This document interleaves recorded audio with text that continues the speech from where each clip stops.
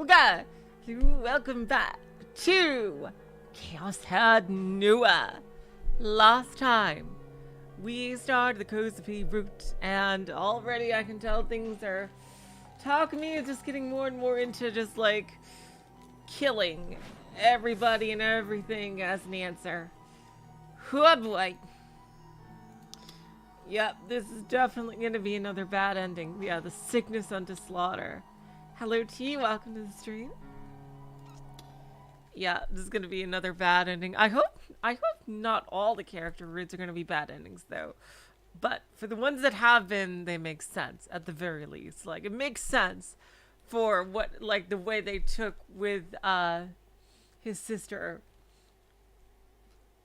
And obviously for Kozupii here, for their endings to be bad. But I do wish that like the other characters, the other girls, had more to do in the end game of the story. Maybe they will in the true ending, who knows.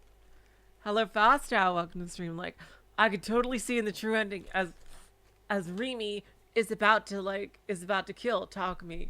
It's like then suddenly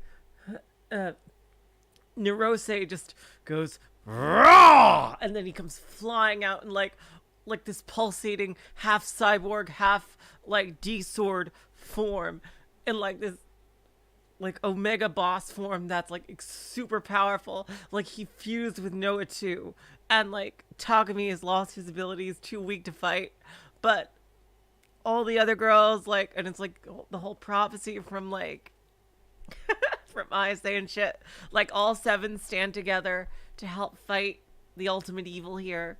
Like that, I think that would be really cool. That would make it all worth it. Like, because it feels like, yeah, Takumi is definitely the main character, is the focus. He deserved to have that big solo fight. But I really wish that the other girls had more to do. And I really wish maybe, hopefully there's some way to bring Bond back. I thought his death was way too sudden and unfortunate. Who knows if he'll stay dead? You know, anything can happen with delusions. But, you know, or like, we didn't even see his body or anything. He just, like, we heard the bullet and we saw what he did, but who knows what exactly happened, you know? Like, maybe maybe Yua and I say did something to, you know, stabilize him. But anyway, back to this route. When I glanced over my shoulder to see what she was looking at, I saw a bunch of mirrors for sale. Everything from hand mirrors to full-on dressers were on display. With a stiff expression, Kozupii looked away from the mirrors, then started to quickly walk away. See you tomorrow, Takumi-san. The voice of her heart held not even a trace of the energy from before. Of course, 2 lines away from a scene change. I ran after Kozupii, but I had taken too long to do so, and now I couldn't see her anywhere. I hadn't said anything to her about wanting us to leave together, but she was the only person I had left. Losing her started to make me freak out, and I could feel the anxiety slowly welling up. Being all by myself, especially in the center of Shibuya. I really didn't like it. The mere sight of the human stampedes moving along caused sweat to beat all over me. So knowing I couldn't take it, I gave up on trying to find Kozupii and decided to hurry back to my base. What was that? Someone took a picture of him. I'd heard something. The loud clicking sound of a camera shutter.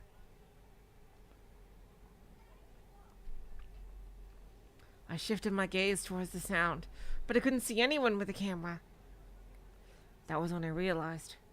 The sound hadn't been an actual camera, but a cell phone. Yep, this is definitely 2007, where he wouldn't automatically assume it's a cell phone.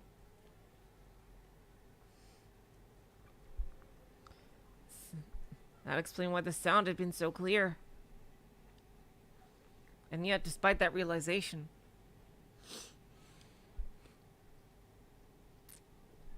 I still couldn't locate anyone that was pointing a cell phone at me. Was I just too on edge? It could have been someone taking a picture of something else. No, that couldn't be it. My social suicide would have been incredibly well known throughout Japan. Oh, that's right. Especially considering how much people freaked out over espers. In real life, really? Like, in real life, people would just see that as like a joke. It's like not like in a world where like that's a real thing.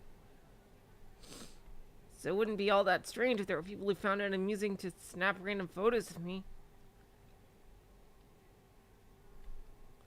The streets were overflowing with people. Well, at least none of them were looking at me. Don't look at me. Biting my lip, I continued dragging myself forward. I know that feeling. I hung my head as low as possible so as not to be recognized. Oh shit. There it was again. Someone had taken a photo of me again, and this time I knew for a fact I'd felt their gaze on me. And it wasn't the usual God's gaze, but a gaze harboring nothing but pure malice. I looked around, and yet after all that, there was still no one there. Who the hell are you? Sneaking photos like a goddamn peeping Tom? I'll sue the fuck out of you for violating the rights to my likeness! But it wasn't like they were ever gonna hear me cursing them out inside my head. And I didn't have the courage to say it out loud. Even if I did, it'd only bring even more attention to me.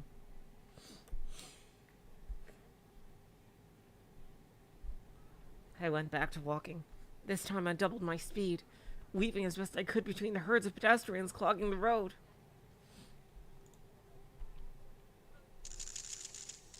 Oh, fuck.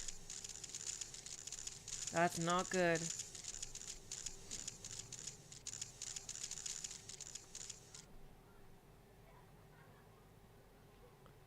Sounds only got worse.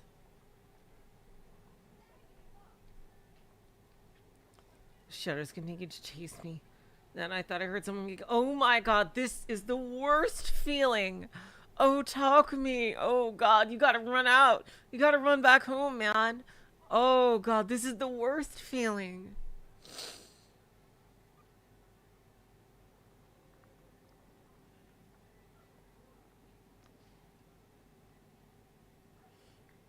Oh my god.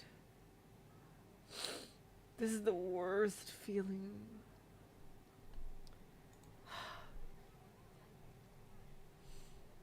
Oh, Takumi. Oh, man. I looked around again. There were a number of people holding their cell phones at eye level. A middle-aged businessman, a woman in a suit, a high school boy, and some DQN girl. A pretty varied selection. As I moved, they would move their phones in an attempt to follow me. Don't look at me. Don't take pictures of me. I couldn't take it anymore, so I'd look up running in another direction. But, oh god.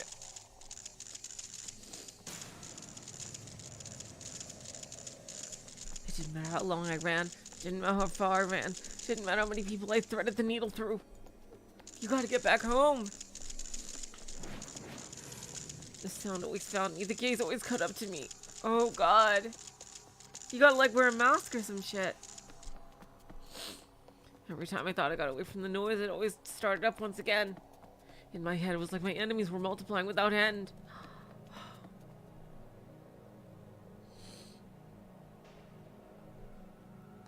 Eventually, I ran into a red light, forcing me to stop. Oh god, oh Takumi!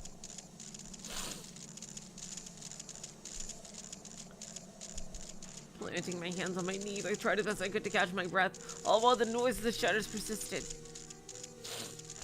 My gaze turned downward, I clutched my fists as I tried to stomach the humiliation.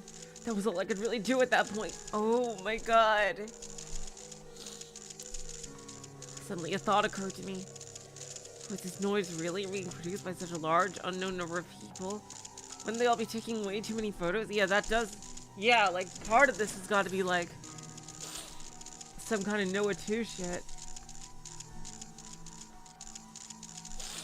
Sure, I was basically a celebrity now, but I wasn't famous, I was infamous. Photos of me wouldn't be worth jack shit. Say most people consider me to be a walking piece of trash at this point. So I couldn't get over just how strange it was the world to pick today of all days to start taking all these photos of me. And they weren't even hiding it either. Was it Shogun? Was he orchestrating this attack on me right now? Just leave me alone already. What the hell have I ever done to you? What the fuck is your problem? I want to kill him. Oh no.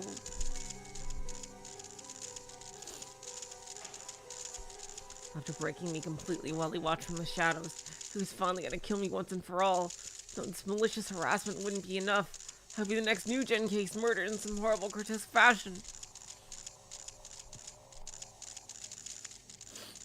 Therefore, I have to kill him before he kills me. I grabbed my head with both hands. I had a pounding headache. Yet despite it all, I didn't feel the god's gaze. Despite countless photos being taken via cell phones, Shogun's typical gaze wasn't following me at all. I want to kill him. Suddenly, everything went quiet. The rapping, snapping of camera shutters completely disappeared. Surprised, I started to look up. Uh-oh. Only to hear a sound I heard many times before. Right behind me, within the silence, came a quiet, creaking noise that I would never have heard otherwise. Shogun, why are you doing this, man? I sensed a presence.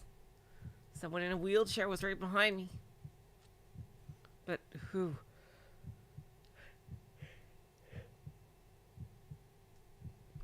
I laughed at my own wishful thinking. Their identity was obvious. It was him. Shogun. Ah! Ignoring the red light entirely, I leapt onto the crosswalk. Oh shit. My ears were assailed by a chorus of horns, and one vehicle was on the brink of running me over before it just barely managed to screech to a halt. But I couldn't look back now. I had to keep running as hard as I possibly could.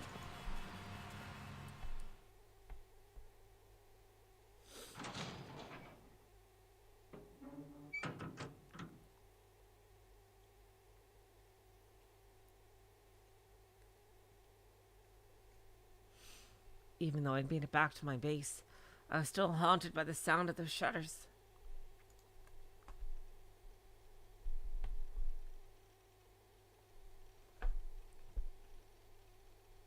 Moving to a nearby residential area hadn't helped either. Even though it had been entirely deserted, I could still hear the endless clicking and clacking of the shutters. It was as if they had been seared into my very eardrums.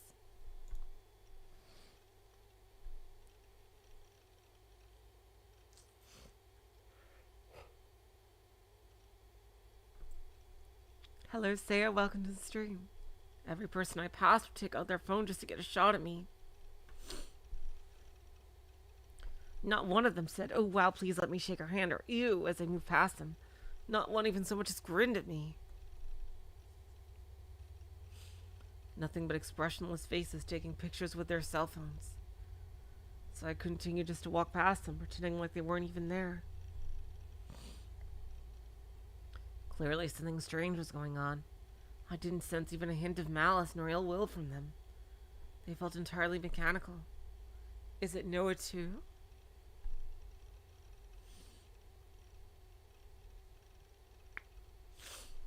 Hello, Zarmegas. Welcome to the stream. Yeah, kind of like automata. Except in this case, there was someone actively controlling them. I'll never forget, like in Nier Automata, like like the very last moments of the game, they actually say the word, and then he pronounces it automata, and I'm like, what the actual fuck? Did anyone say it that way while playing the game? And then like you hear him say it like Nier Automata. As like, and everyone's like, oh, that's how you say it. It's like, I don't think anyone would have thought that. Like, because automata sounds cooler, you know, like automaton, but I digress. Except in this case, there was someone actively controlling them.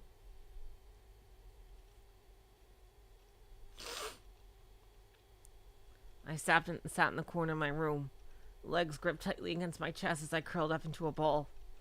All I could do was continue to grind my teeth out of sheer frustration.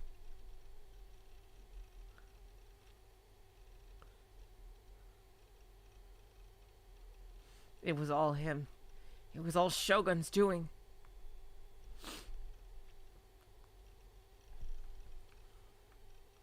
While en route to my base, I'd heard it. The sound of a creaking wheelchair. I'd only heard it once and I hadn't turned around to check, but there was still no doubt in my mind. My hands just wouldn't stop trembling. Glancing at the time, I realized it was already 11 p.m. I'd spent 5 hours scared shitless. Oh, really?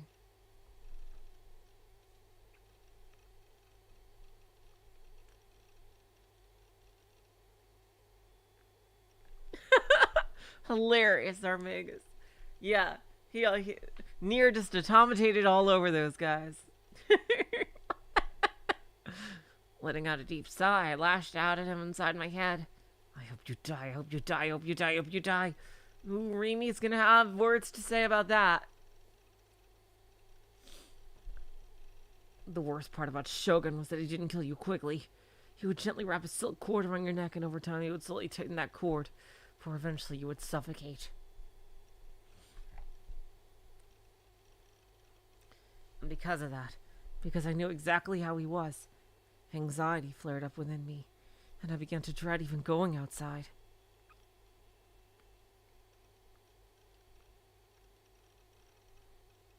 Help me, Kozupii. I can't fight Shogun on my own. I don't even have my own D-sword. There's nothing I can do. Hello, Nagatona. Welcome to the stream.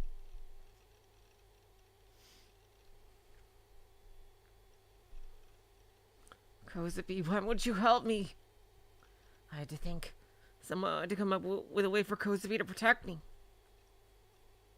She could read my mind, so I definitely couldn't lie to her. Then, what about money? Would she help me if I offered her compensation? Oh, by the way, you guys, just a quick interruption. I figured out the order I'm going to do these in. So, after this, I'm going to do Yua. Then I'm going to do the bad ending. Then I'm going to do Senna and Rimi, and finally ISA before the true ending.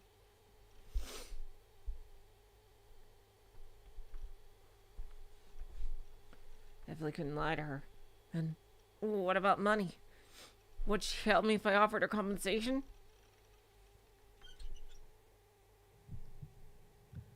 Oh shit. That noise just now. With a horrible gulp, I squeezed myself into an even tighter ball and strained my ears for the slightest sound. I just hallucinated it. Yeah, that was the most obvious. Oh my god, is he going to turn around and Shogun is going to be right there? I hadn't hallucinated it. It was the sound of a wheelchair. I could hear it coming from outside. I immediately held my breath and strained my ears even harder, trying desperately to hear any noise coming through the wall. There it was. It was outside. Wait. Maybe I was just imagining it. Maybe I was just imagining him slowly moving closer and closer to me. I wasn't just imagining it. He was reeling around the outside of the container. I'd heard his voice. It was Shogun's laugh.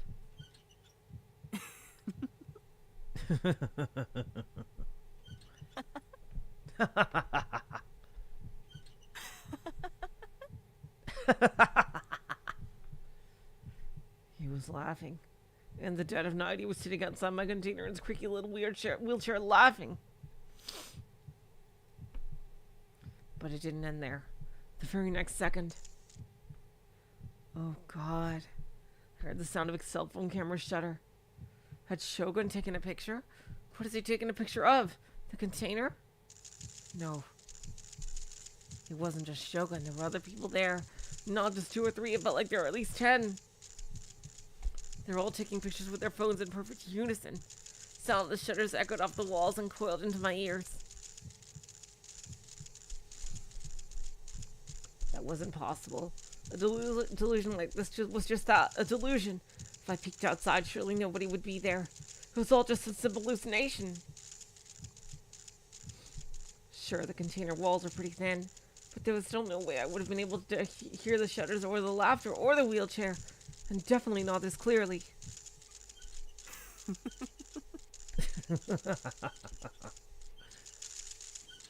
I didn't have the courage to go outside and check for myself. Fear overwhelming me, I burst into tears and wrapped a blanket around my head and attempted to cover my ears. God, this is literal torture. Don't come in. Don't come in, don't come in. Don't come in, don't come in, don't come in. Don't come in. Don't come in, don't come in. Don't come in, don't come in, don't come in.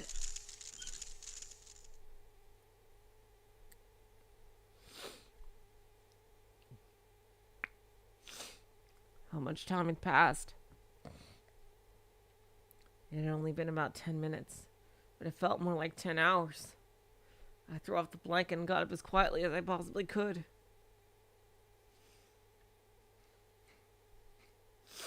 I listened very carefully. I didn't hear anything outside. All I could hear was the sound of my PC. So it really had been just a hallucination. Yeah, it had to have been. Just to be sure, though, I should check outside. There was no way anyone was out there, but still. Even if someone had been there, surely they wouldn't be there anymore.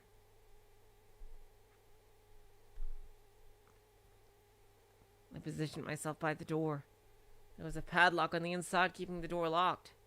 Retrieving the key, I struck it inside the padlock.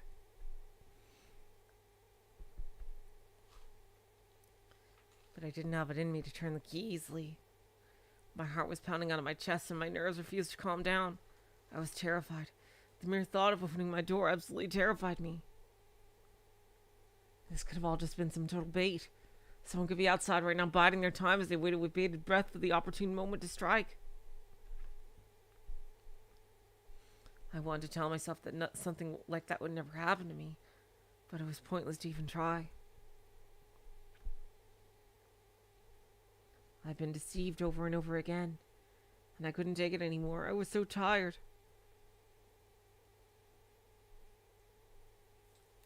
Why couldn't I just be left alone? Why did I have to endure these horrible, absurd trials? They were just too much for me. Fuck. I slammed my fist into the door with a loud bang.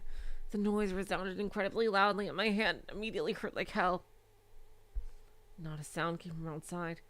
There were no signs of anyone being out there. There was nobody there.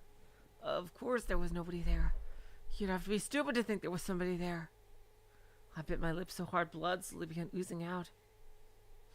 And with that I somehow found the strength to remove the padlock, and then I slowly opened the door.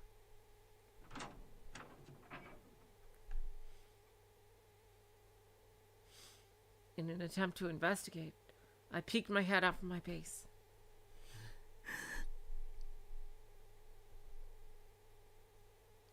There was nobody there. It was as still as death. Nothing moved. There was no sign of Shogun's creaky wheelchair, nor his laugh, nor the cell phone camera shutters. Nothing. 誰かいますか? Is anyone there? Oh God. I feel like I'm gonna get like FNAF jump scared, like you know, like one of the animatronics just like popping out right there. I waited for a moment. There was still no response, but of course there wasn't. There was nobody there, so of course nobody would reply to me. That was just common sense. Nervous as could be, I began to check even further outside, shifting my gaze toward any shadowy areas I could see. Yeah, no one was there. Everything I'd heard I'd hallucinated. All the repeated extreme stress had caused me to start breaking down. Yeah, That made perfect sense. I just gotten scared and ended up losing it. 僕涙目。もうね、アホかとバカかと。Hello, Oze. Welcome to the string. You caught up? Oh, that is so cool.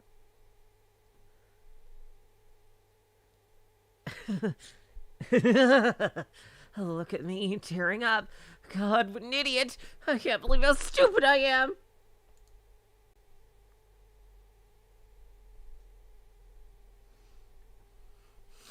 This sheer stress I was feeling left me trembling as I laughed in my own pathetic state. Hem 9. Look at this dumbass. It was laughable, really. I couldn't help but loll. Man, I was so worn out. No FNAF jump scare. Thank God. Okay.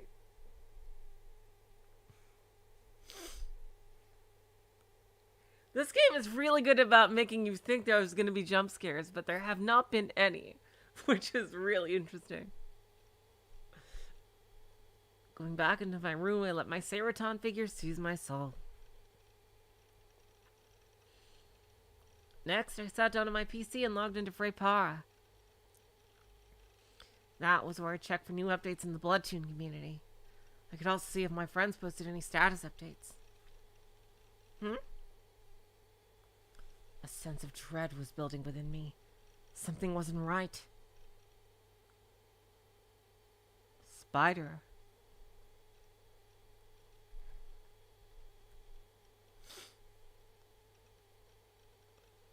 What the fuck? Miku Miku.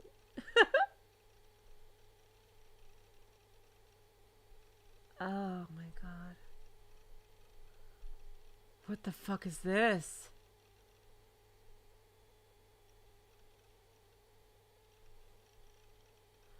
Oh god. That's terrifying. The list of my friends' statuses popped on my display. None of us were any friends to names I typically saw. List bombarded with a single posting over and over again in quick succession, bearing all of the other posts. The friend's name being Spider. Do I even have a friend with that handle? Well, I'd be lying to myself if I said I knew all my friends. I had over 100 of them, so I'd be stupid to make that claim. Social media. I look like Spider had written around 15 entries in the past 30 minutes or so. Oh god, fucking terrifying. He really is being stalked. Oh my god.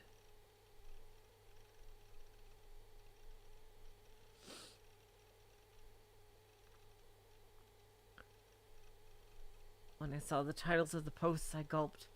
Before I knew it, my throat had gone completely dry. For one reason or another, I was struck with an immediate sense of deja vu. When I saw the titles, I had a feeling I knew exactly what the contents would be. Oh my god. With trembling fingers, I moved the mouse and clicked on one of the entries.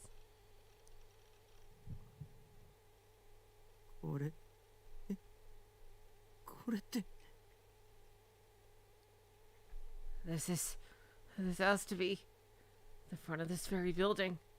The poster contained a single image, and by the looks of it, had been taken by a cell phone. There was no text or anything else in the post, just the image. There was no doubt this photo was of the Kurenai conference hall. Seemed to have been taken at night, too. That can't be right. It's just my mind playing tricks on me.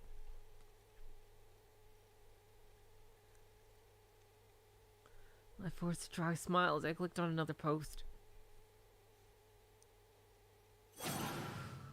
Oh, shit, fuck. There's no way! Despite me crying out in disbelief, even I could predict what was to come just by reading the title. Yep. Yeah. Oh my god, who is this? Who is this new guy? What the fuck? And yet the horror gave rise to countless goosebumps across my skin, each bump like a stewing bubble of sheer dread. Those noises, they'd just been hallucinations, hadn't they? The sound of the wheelchair, the sound of Shogun's laughter, the sound of cell phone shutters.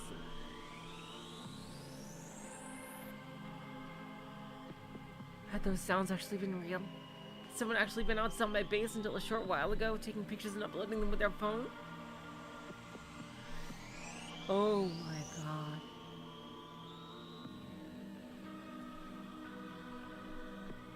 You should go to the police.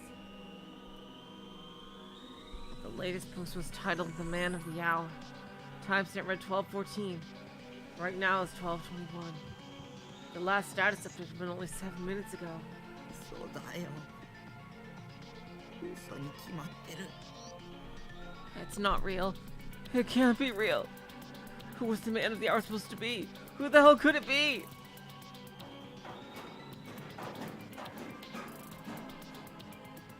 I really didn't want to look.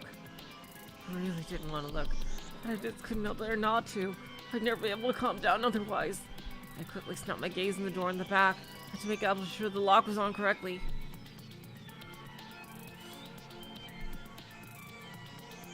And right after I did that, scared as I could be, I clicked the latest status update.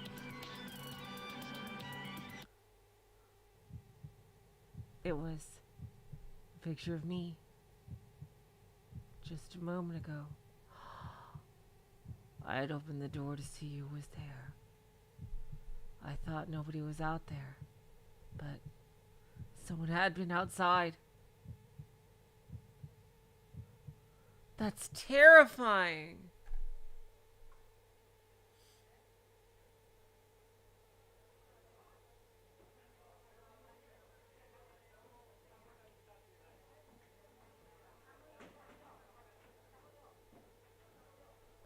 That is terrifying.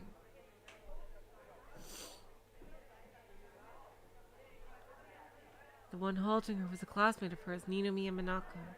折原、ちょっと話があるんだけど。 Who are these characters? Orihara, mind if we out-talk us that? Ah! Kozupii winced at the clear animosity laced in her words. Moreover, Minako was not the only one there. 5 girls stood behind Minako, lying in wait. All of them were her classmates, but Kozupii wasn't able to recall their names and faces. Yep, I know that feeling. いいよね。付き合ってくれるでしょ。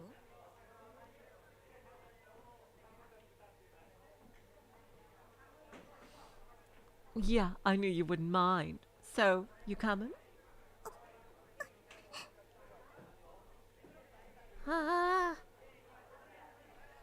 She remained unresponsive and unsure of what to do. Kozue's quivering shoulders were then shoved not by Minako, but by one of the other girls behind her. Oh shit. ちょっと、なんとか言いなよ。 Come on, say something. Oh boy.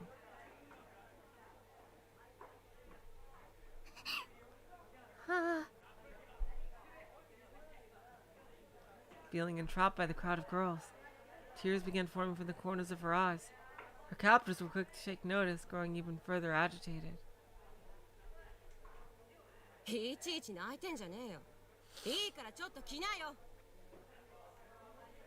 Hello, Zash. Welcome to the stream. Oh, give me a... That's no way you're fucking crying. Just come on already. She refused to go with them, for she had a horrible feeling about the events to come. But when they grabbed her by both arms... Oh my god. Oh no. Oh god.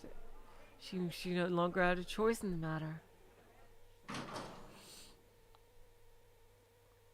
They brought her out to the rooftop.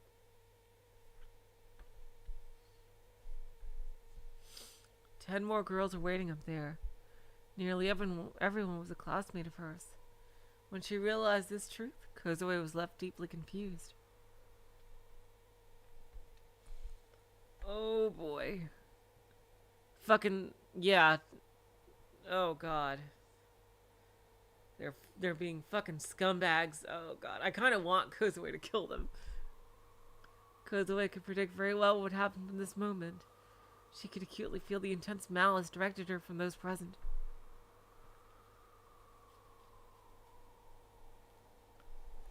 Kozupii shook in fear from the sheer amount of negative delusions flowing into her. Yep, despite her best effort to endure, her tears simply would not stop flowing. こいつもう泣いてんじゃん。 Is she crying already? うわマジうざくない Whoa, really? You can't be serious. Even though Kozupii had only just transferred to the school, her peers held nothing back in the barrage of insults.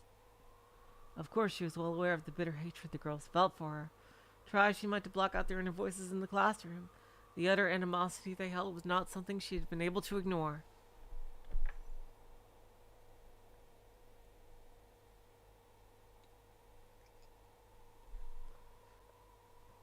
But despite such contempt, nobody had ever approached her in this manner before. She tried to run, but being surrounded by so many of her classmates left her no route to escape with. 逃げようとしてんじゃねえよ。美奈子が話あるんだからさ、ちゃんと聞きな。 Oh shit. Oh god. I've been in this. Oh god. I've been here. Oh god. You ain't going anywhere. Minako's trying to talk to you here, and you're gonna listen. Prompted by her classmate's threat, Minako glared towards Kozupii with intense hatred. Minako's demeanor was that of a tall, rigid model, providing every contrast to Kozui's small, petite frame. 折原あんたさ、大輔に色目使ってんじゃないわよ。 Oh my god! Is this? Are we finally getting to see fucking his fucking girlfriend? Are you serious? We finally get to see her, and it's through this. Oh my god! You know what? I'm glad he's cheating on you if you're such a fucking bitch. Wow.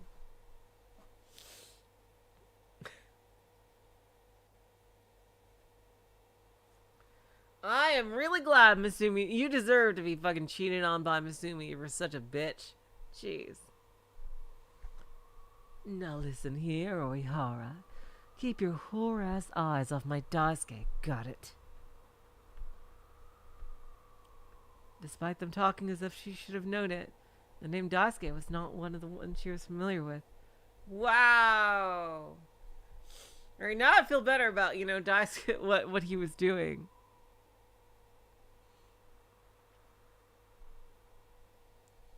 But these words that would defend her would never leave her mouth.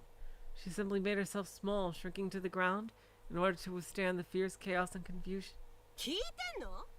うざいんだよあんた。人の彼氏に手出そうとしてんなよ。 You hear me, bitch? Cut the bullshit. I knew you were trying to get your hands on my boyfriend. Kozupii frantically shook her head in denial. She had no recollection of this person at all. No, you totally deserve what fucking Masumi's doing to you. Seriously.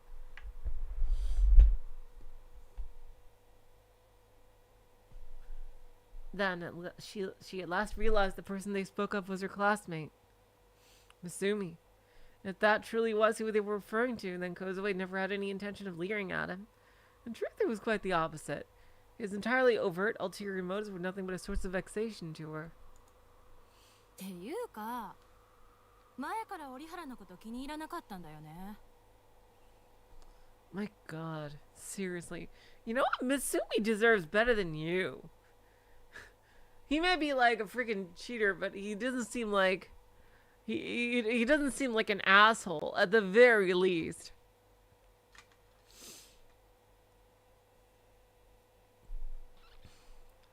Nobody likes you. You know that, right? You've been a real pain in the ass ever since you got here. ねえ、なんで喋んないの？可愛いこぶってんの？ Hey, why aren't you talking? Trying to act cute or some shit?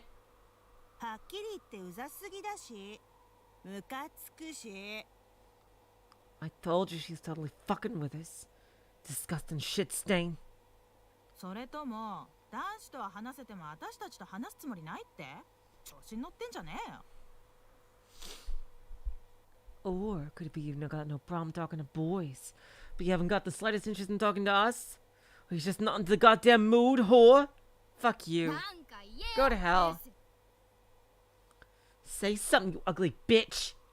Go to hell. Tell him to go to hell, Kozupii. Oh my god. They pulled her hair, they struck her face, they shoved her shoulders. There was no escape. They wouldn't let her. Bullying, beating up. Kozupii shuddered in fear as those words floated through her mind.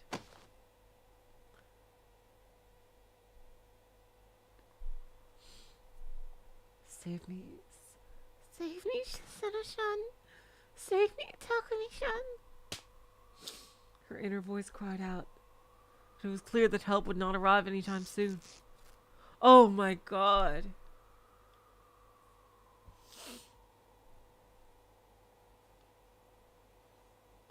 Before she had moved here to Tokyo, this was how it had always been. No matter how much Kozupii wished for someone to help her, it would never come. She had no choice but to bear it. And for only this much, she could bear it. But that thought was just as transient as the last.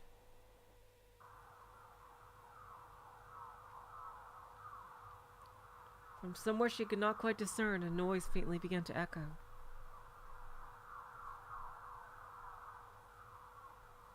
The faces of her classmates immediately lost all expression. Each and every one of them reached into their jacket pockets and oh my god. And then, as if they had planned it beforehand, they all slowly retrieved something from within them. Each person. Oh, god. Just kill him. Just do it. Just do it. Come on. Be like Angie with the stakes. Just fucking murder him. Held a handheld mirror. How would they even know about this? Mirrors of all manner of shapes and sizes. How the fuck would they know about this? Simultaneously, each and every girl turned the surfaces of their mirrors toward Kozupii. It was like a cult performing a ritual. Within each mirror, Kozupii could be seen stricken with utmost terror, each silver screen reflecting a girl with eyes convulsing uncontrollably. How the fuck did they find out about this? Who are you? The nightmares that had once plagued Kozupii began to resurface.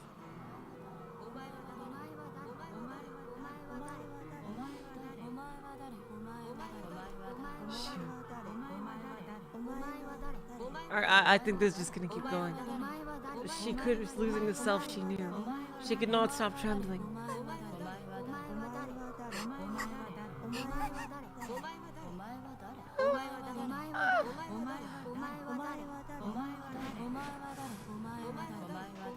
She shook her head violently in denial.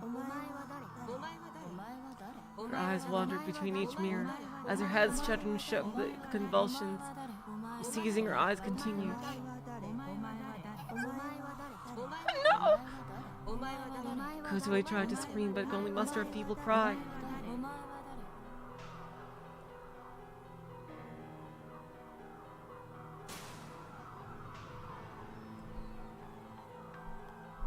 I'll kill you, I'll kill you, I'll kill you, I'll kill you, I'll kill you, I'll kill you, I'll kill you!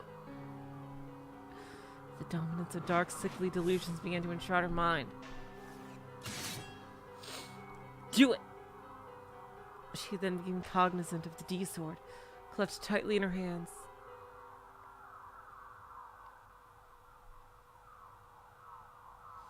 A faint beam of red light shone across the blade, flickering with a delightful shriek. Not a hint of its brutality was left concealed. Its mere aura fiercely intimidated all those who beheld it. Everything before it fell to ruin. Everything before it was consumed. It's kind of badass the way they're describing it. Everything before it returned to nothing. And now, as it settled, her soul resided not in delusion, but in reality. She real-booted it. Her once expressionless classmates awakened from their trance, greatly alarmed by what was unfolding. Yeah, now you're in the fucking shit. But by then, it was all far too late.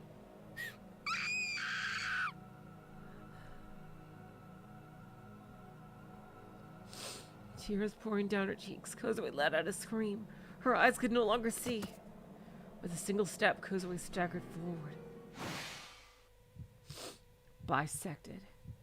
Effortlessly, she raised the D-sword above her head. At the present moment, it was Minako who was in her path. What came next will be appropriately referred to as an immediate bisection. Yep! From the left arm to the right shoulder. Her body was ripped apart. Not gonna say you don't deserve it.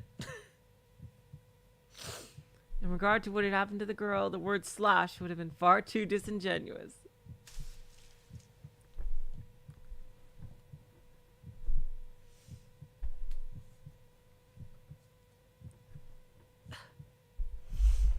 Sickeningly extreme amounts of blood burst forth from her body.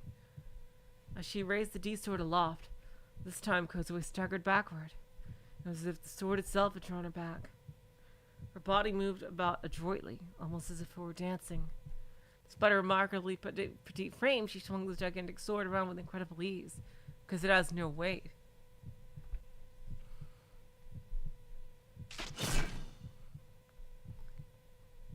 Despite being far past death, I wonder, is it a monomolecular blade? It probably is, considering, you know, it was delusioned up. It's probably a monomolecular blade. Despite being far past death, Minako's corpse further desecrated in obscene acts of violence. Only problem is, what about all the other girls watching this? The freshly split blood danced in the air along with Kozupii and her sword, dyeing the concrete crimson. Kozupii, sapped of any remaining strength, collapsed seconds later in unison with what had used to be Minako. She was sobbing her heart out, the tears forcing her eyes to remain closed. Yeah, this basically, they basically did a carry thing right here.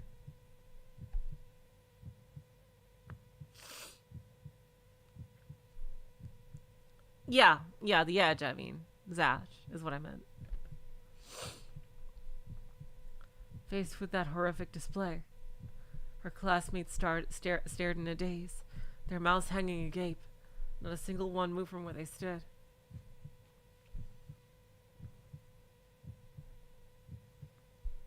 It was as if they could not comprehend what had just occurred. Swaying slowly, Kozupii returned to her feet. Oh!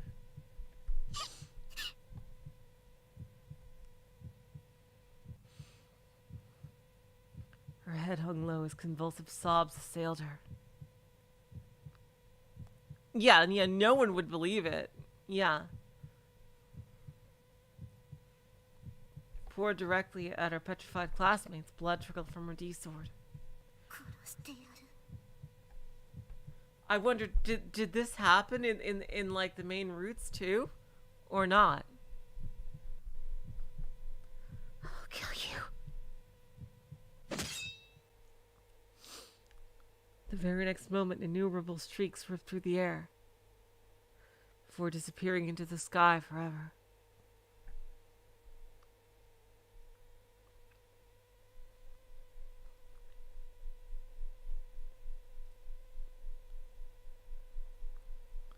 Walking as fast as I could, I headed directly for my school. I kept my eyes out for anyone at all. If someone even dared to approach me, I'd run away as fast as I possibly could. I've been hyperventilating for forever now. Wheezing again and again, my throat desperately gasped for air. The sweat beaded endlessly on my forehead. No matter how much I wiped it away, it just kept coming. I was just going to school. I was just going to school so I could get Kozupii to help with whatever the hell this was. I needed her to fight the bastards that were trying to break me. Kozupii would definitely do it. She's completely broken herself after all. I want to kill them. I want to kill them.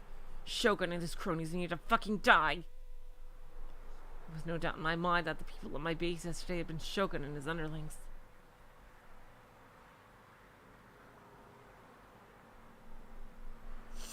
I wonder, was Spider Monaco? They were finally just cutting the bullshit, and now they're gunning to finish the job. They targeted me, begun their extensive mission to wear me down, and now they were moving in to kill me in the sickest, vilest, most disgusting way they could possibly imagine. I couldn't take it. I didn't want to die, so I had to kill them before they killed me. Oh my god. That sound again.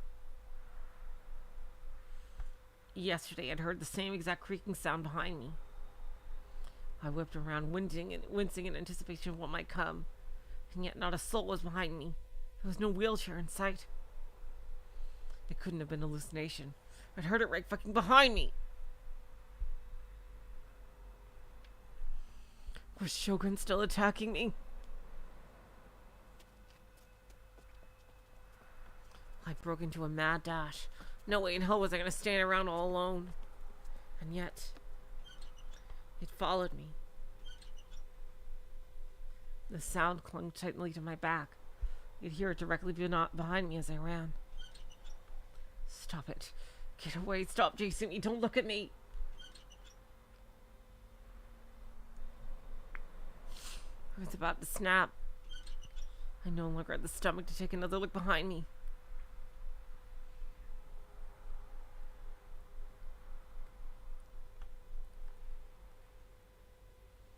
I stumbled my way to the school gate. The bell still hadn't rung yet. I was on the verge of being tardy, but I could still see other students here and there.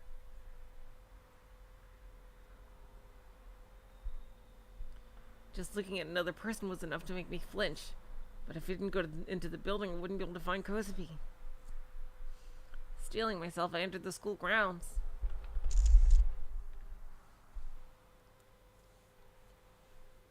When I heard something once again.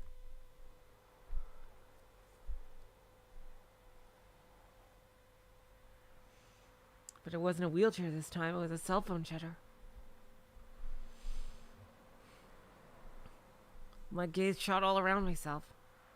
Who the hell? Who would have taken this photo? Nobody was looking at me, nobody held a cell phone out.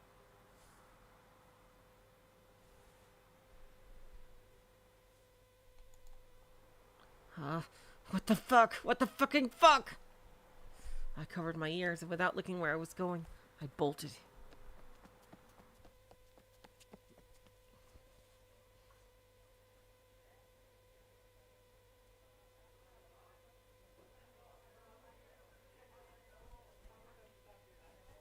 Without stopping even once, I finally made it to the classroom. I was about to burst into the room, but I frantically stopped dead in my tracks and turned right back around.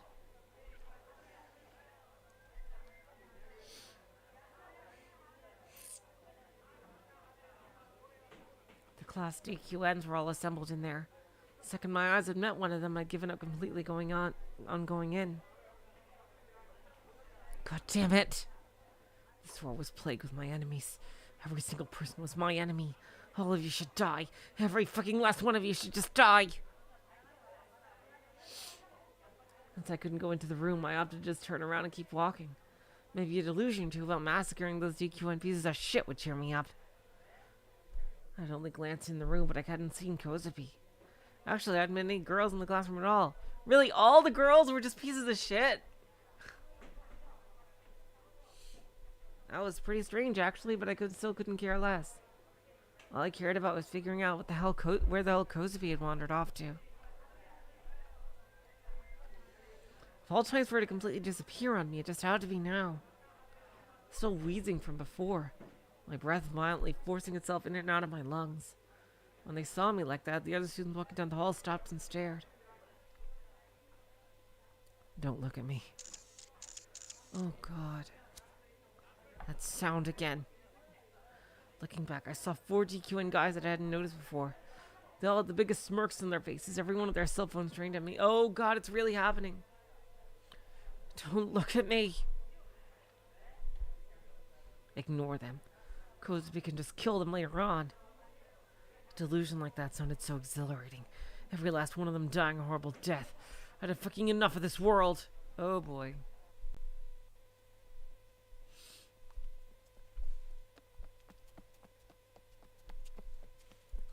Kozupii was still nowhere to be found. I had no clue where she was. Maybe she just didn't come to school today. But if that was the case, then what was I supposed to do? I really doubted I could fend off Shogun's attempt to break me, especially for a whole day. I've been pretending to be tough inside my head this whole time.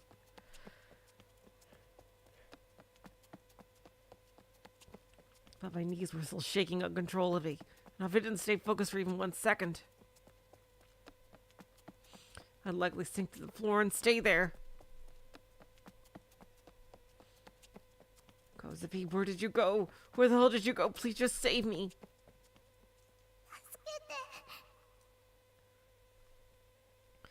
Help!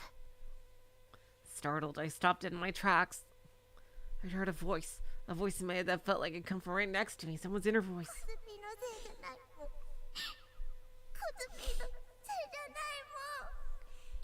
It's not Kozupi's fault. It's really not Kozupi's fault. Help! Kozupii, where are you?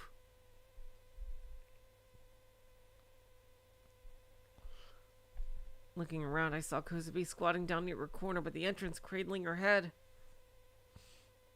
The moment I saw her, a gasp forces made from my mouth.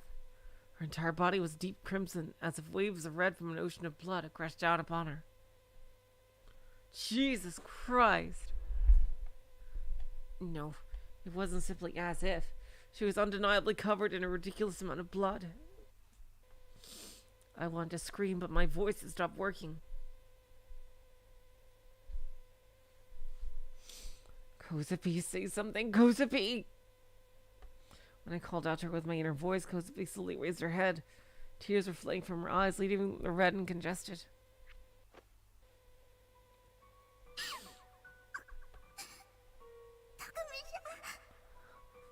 Takumi-chan. Without getting up from the ground, she grabbed onto my shirt. She clung to me as if her life depended on it. 何を Where do you... たくみちゃんはコズピーの敵味方 Takumi-chan, are you Kozupi's enemy or a friend? What's that supposed to mean?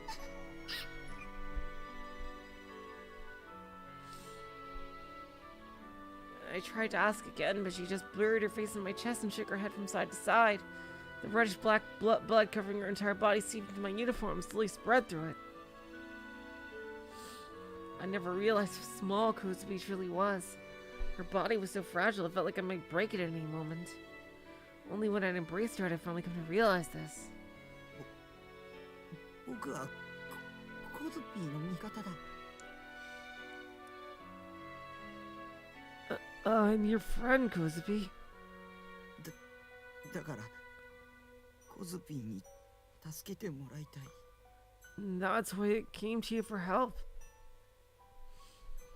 I only said what was on my mind. I was being fairly selfish, but Kozupii was the only one I could turn to. コズピーのこといじめない You won't be a bully to Kozupii. I'm not gonna be a bully to you. The guys bullying me are my main concern. That's what's more important here anyway. I need your protection. God, you know, Takumi, that's kind of an asshole thing to do. She's literally covered in blood, crying, like begging for help. And now you're saying, oh, fuck that. Just help me with my issue. Come on, Takumi. コズピーは守れない。Kozupii can't protect Takumi-chan, you know. What do you mean? You have a G-sword. だってあの子のことうまく扱えないもん。I can't handle it very well anymore. Him? What, your G-sword?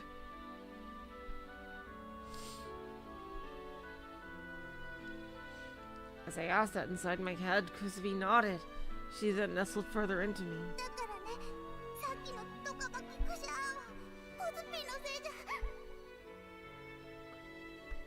That's why. Takumi-chan, all that Bing Bang Kashi stuff, none of it was Kozupi's fault. Ooh, what's this delusion driver?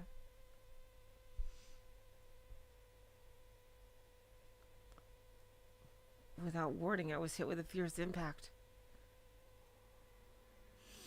Hello, Duke. Welcome to the stream. Images burst into my mind like an intense montage of flashbacks. The school, its rooftop, the fierce, rusty smell of blood, a sea of blood, endless chunks of meat strewn across the concrete.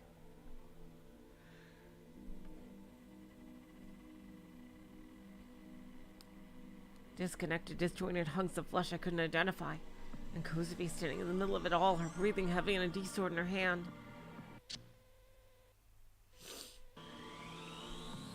I then snapped back to myself, shocked. What the hell was that?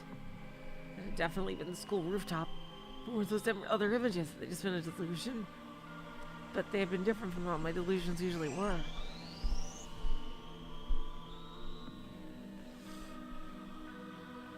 Maybe it hadn't been my delusion, but Kozupi's. I feel like Senna had something about how giggle maniacs can make other people see their negative delusions. So maybe that was what happened.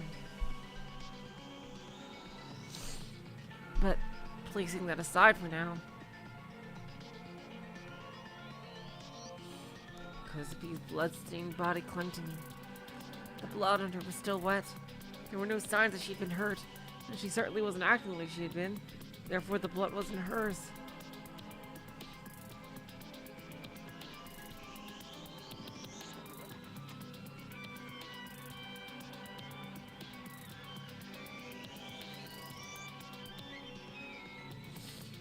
I was trying my absolute hardest to conjure up an explanation for the amount of blood she was bathed in. There was nothing normal about this. It was utterly insane. Can't blame it on like a monster attack. Not in this world. Whose blood was this? Whose blood are those blood? Kozupii, whose blood is this?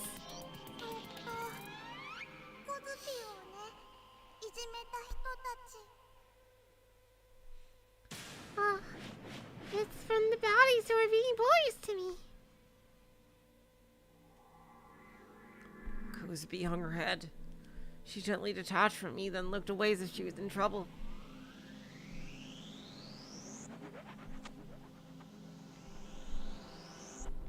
She raised her index finger to her lips.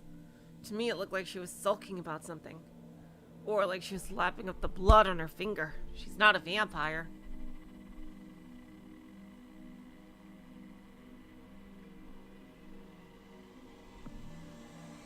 Isn't that someone else's blood?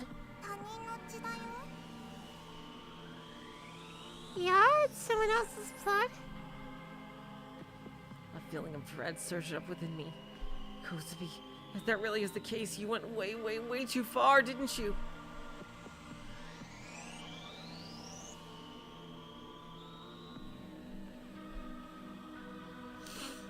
The school bell rang loudly, telling us homeroom had started. There wasn't a single sign of any students around us. They had already gone to class.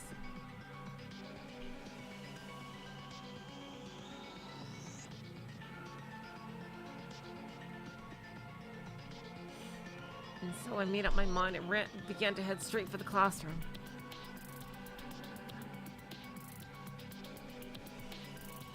Trying my best not to get caught, I stealthily peeked in from the window. Everyone's gonna notice he's all bloody, unless he can, like, dilute it away. What? And what I saw left me shocked. Homework already started with the teacher standing in the front of the room. And just like I'd seen before, not a single girl was present inside the classroom. No way. I had to be sure. I had to be absolutely sure that all but just a delusion.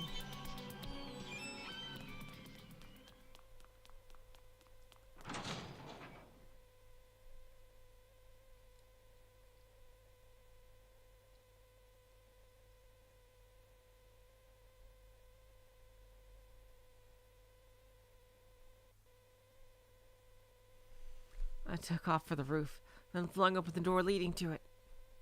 first thing to hit me was the summer blue sky, and the next, carnage. Running riot. Rampage. Killing spree. Was nothing but pure crimson.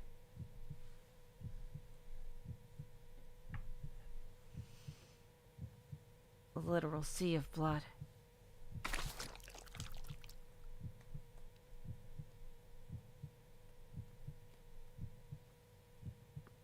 When hit with the remains of that horrifying scene, the physiological revulsion, the utter repulsiveness, and the overpowering stench, it all pooled together, and I could no longer keep the contents of my stomach from emptying across the concrete.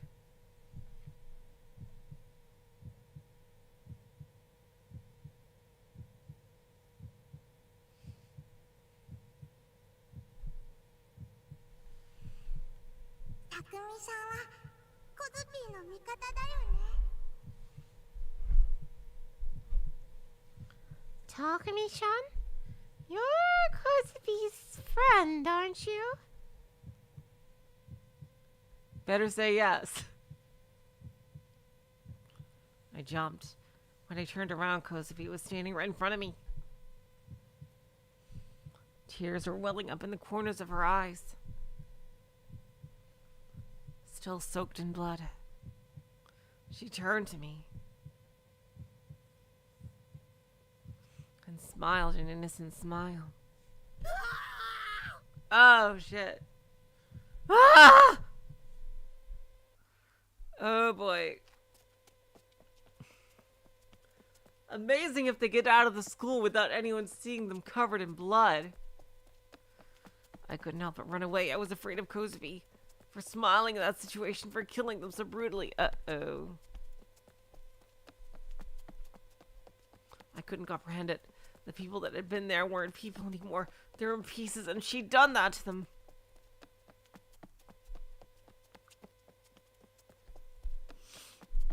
They were on the rooftop. Scene on the rooftop had been burned to my mind and refused to leave. It repeated endlessly, looping over and over again in my head.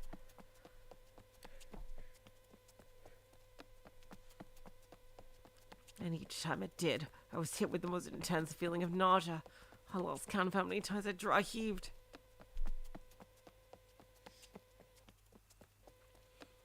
I ran all around the school with no real destination in mind. Homeroom already started, so there was no one in the halls. Kozupii wasn't following me.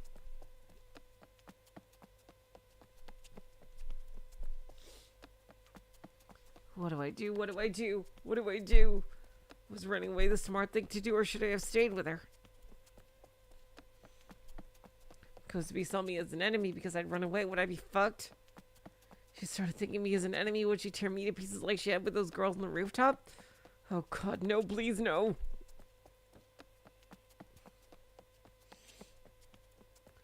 But if that was true, what should I have done? Even if I went back to Kozupii now, I had no idea what to do or say.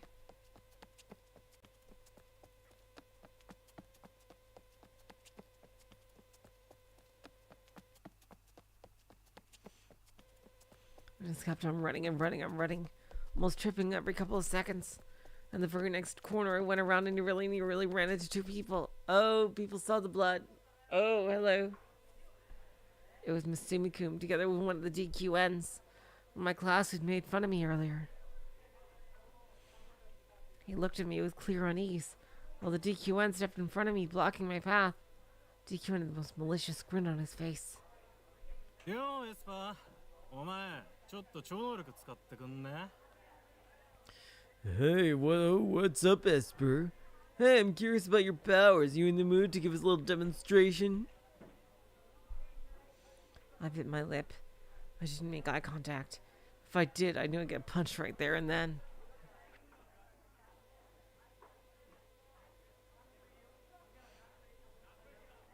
DQN made no news to take out his cell phone. If he did, however, I might have lost and killed him, just like Kozupii had with those girls. クラスの女子が授業をボイコットしたみたいだよ。誰も来ねえから、俺ら今探してるわけよ。Seems like a few girls from our class had to ditch and come back, so we're on the prowl looking for them. Oh boy. でもだるいと思うね。ミスミはミナコが心配みてえだけどよ。どうせ集 Oh, 団で this サボ isn't ってる Misumi. だけだろ。 Okay. Misumi. そう思うよな、エスパー。 That's right. He would have a sprite.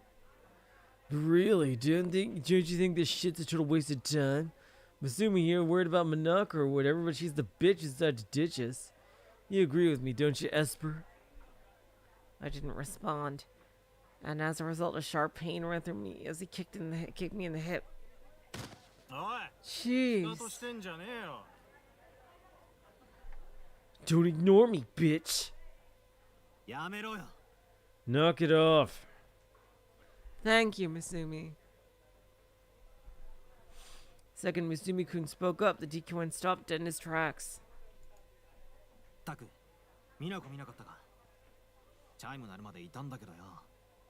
今はメールしても電話しても帰ってこねえんだ。 Taku, have you seen Minako? She's here before the bell ran off. I'm calling and text her, but she's not responding.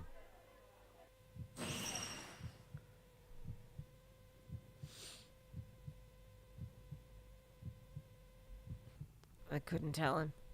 I couldn't tell him about the tragedy that happened on the rooftop.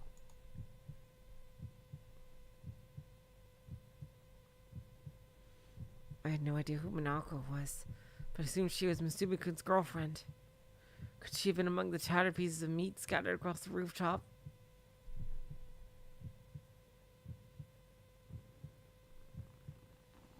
And what about Rimi?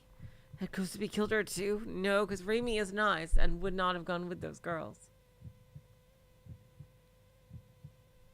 She shouldn't have. Rimi had been missing for a while and she hadn't been at school either. Coco is insisting on purring directly right by the microphone. Let's see if you guys can hear her.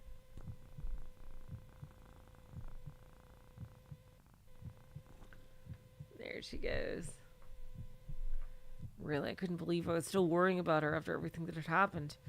What the hell was I even expecting her to do?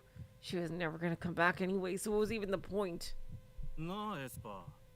お前なんで服に血がついてんだ？ Okay, somebody noticed. But I have a feeling Takumi might awaken differently this time. Esper, why is there blood on your clothes? Oh shit, they're gonna blame him.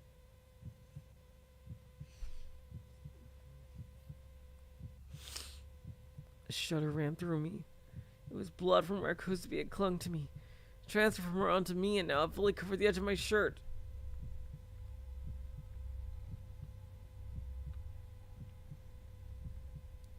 Misumi-kun's eyes widened and he gasped. たく、何かあったのか。 Taku?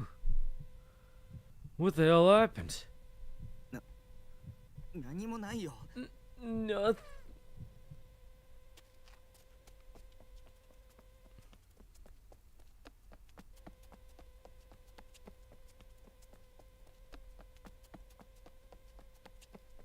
Second that left my mouth, I whipped around and ran away as fast as I could. I heard a voice calling after me, but I ignored it.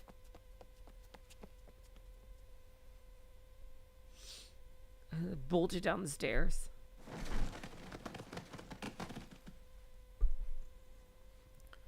Oh shit!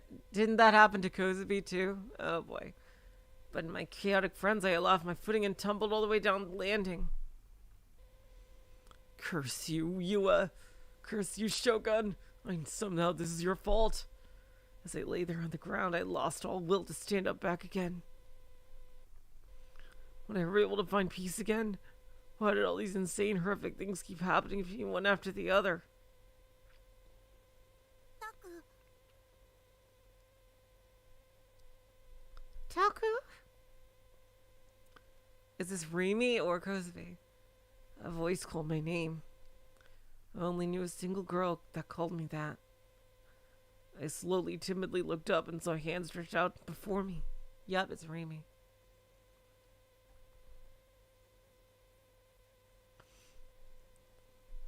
どうしたの？そんなに慌てて。どこか怪我してない？ What's going on? I've never seen you in such a hurry. Does it hurt anywhere? It was Remy. Remy was here. 君僕は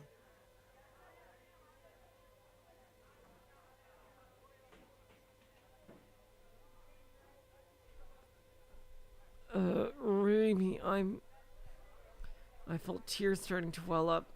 Not wanting to embarrass myself, I fought them back but took the hand she was offering me. It was so very warm. Remy pulled me to my feet. 本当に大丈夫？かなり派手に転んでたけど。Are you sure you're okay? That was a pretty bad fall.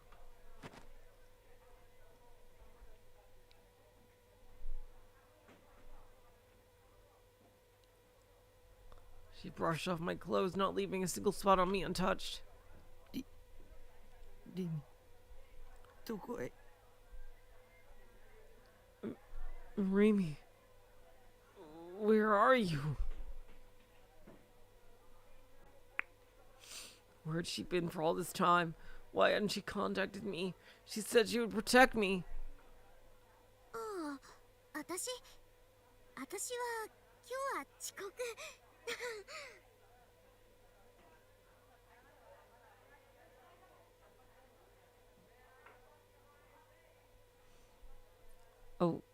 Oh, me. Oh my gosh, she's doing the pose. Oh, me? I may or may not have been tardy today. That didn't answer my question. Oh my gosh, she's doing the pose. That meme. But when I saw that confused, airheaded smile of hers, my fear ever so slightly subsided. Gaslighting at work. That smile had saved my life many times before. And when I saw it, I no longer had any need to ask her where she'd just been, or what she'd been doing. I didn't need to ask her why she hadn't contacted me.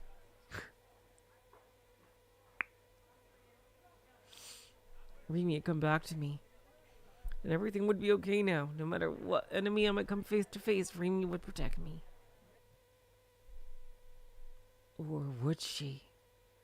Yeah, this Kozupii route. Would she truly protect me? Had Kozupii really just so happened to not kill Remy? A flicker of doubt appeared in the corner of my mind. It rose up in me like a passing thought.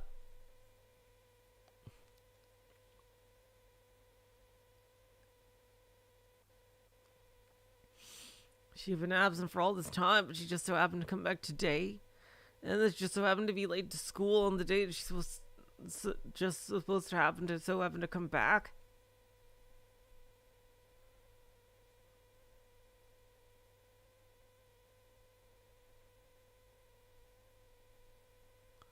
And then Kozupii had just so happened to commit murder on the same day Remy had just so happened to come in late. No, don't think about it. Stay positive. I rub my temples with my fingers, trying to calm myself down. なんだか具合も悪そうだね。保健室に連れてってあげる。そこで少し休んだ方がいいよ。You don't look so hot. Here, let me take you to the nurse's office. You can rest up a bit in there. As she said that, Remy pulled up me hand by hand. ほら、行こう。Alright. Oh, come on, let's go. Did Remy not know about the tragedy that happened on the rooftop? I mean, most people didn't. But wasn't that the only natural she had since she'd been tardy today?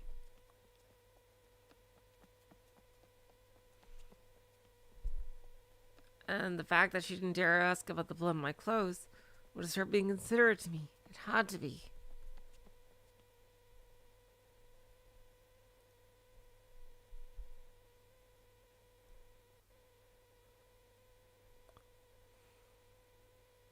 Remy attempted to pull my reluctant self down the stairs, but I planted my feet right before the entrance.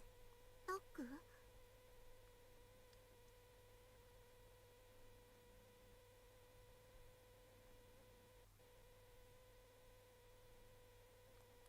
Taku? She kept on trying to pull me along. Pretty forcefully, too, but I gently shook her hand off.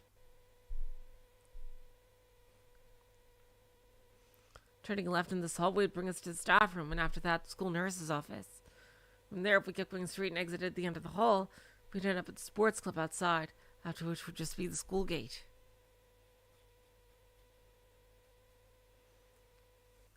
I didn't want to see anyone today if I could help it. I didn't even want to walk through the school.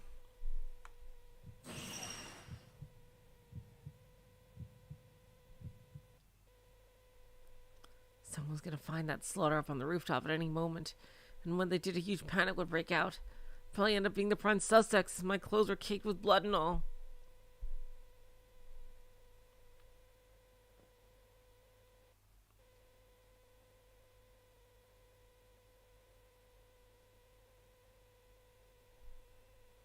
That was why I wanted to get away from school as soon as possible.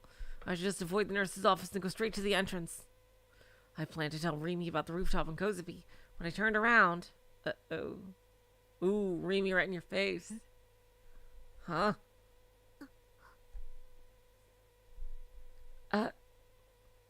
Remy was holding something sharp and pointed.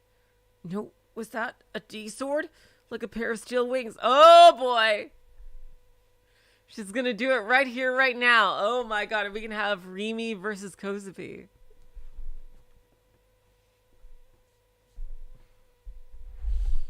And the tips of the wings were pointed straight at me. Remy was about to stab me in the back at any moment now. Her eyes met. Remy's eyes were filled with grief. She was the first to break eye contact. ごめんね。 I'm sorry. Does it just end here? No, this is the Kozupii route. She's totally gonna come and save him, right? Softly murmuring those few words, she brandished her sword. She was about to kill me. Remy was about to kill me. I'd lost control. The second she was about to swing, I gripped her wrist to protect myself. Oh my god! Takumi with the reversal. I was a lazy piece of shit. I practically never exercised, yet I still had enough strength to overpower her. My god. Takumi, if you ever worked out, you'd be absolutely jacked. You could do that without even, like... Damn, Takumi.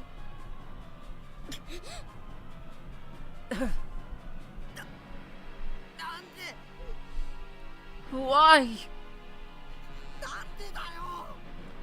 Why, god damn it! This bitch. In the end, had Remy just been another enemy? Had she been lying to me the whole time? It's like you had back then? She trying to fuck me over too? Was Remy also one of Shogun's underlings? Really? It's almost at the end? And if she was his underling, did that mean she had been behind Mugen the entire... Oh my god!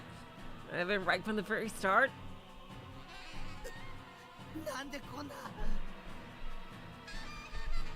Oh, why are you doing this? ごめん。でも、タクに消えてもらうしかないの。 I'm sorry, but you have to disappear, Taku. That decided it. There was no misunderstanding here. Remy really was my enemy.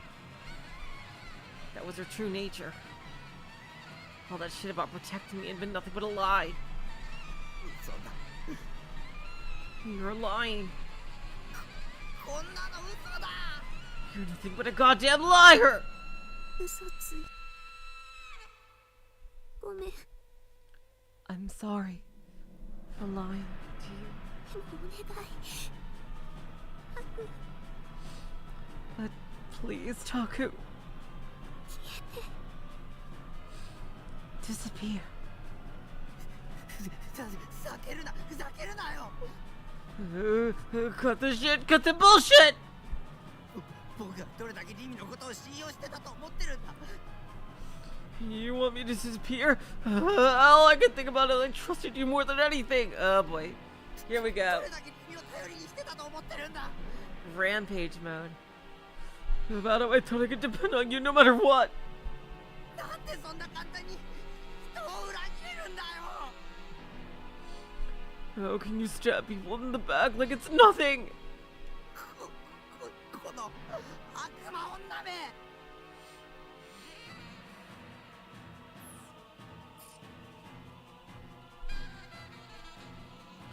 You fucking demon girl! Takumi, ごめん I'm sorry. ごめんで済むかよ何様だよ Sorry isn't enough! Who the fuck do you think you are? I realized I was crying. Betrayal like this, I couldn't. Is Kozupii gonna come in and kill her? Pure rage and frustration I was feeling right now. What if I felt with you, I didn't even come this close. Didn't even come close. Bring me had shit all over all those feelings I'd had for her. I'll never forgive you. I'll never forgive you. I'll never forgive you. I'll never forgive you. I'll never forgive you. I'll never forgive you. I'm gonna kill you. I'm gonna kill you. I'll never forgive you. I'm gonna kill you. Gripping her wrist even tighter, Rimu's expression coated in agony. But the pain I felt was far worse. You tore my heart to fucking shreds. I'll never forgive you. I can never fucking forgive you. I'm gonna kill you. I'm gonna kill you. I'm gonna fucking kill you. 殺してやる Kozupii, you'll kill her. Yep, and there we go.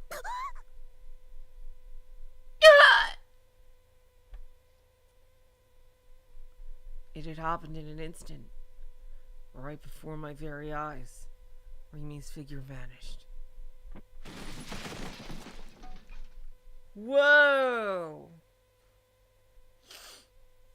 Her body was blown to the side toward the shoe lockers and slammed right into them. She'd been done for the moment she'd hit the metal lockers, obliterating them in the process. A thick cloud of dust enveloped the room.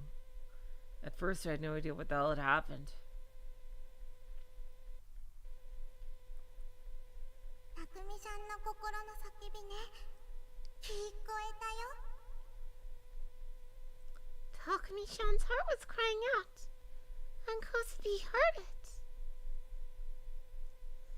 Right before me, brandishing her D-sword, was Kozupii.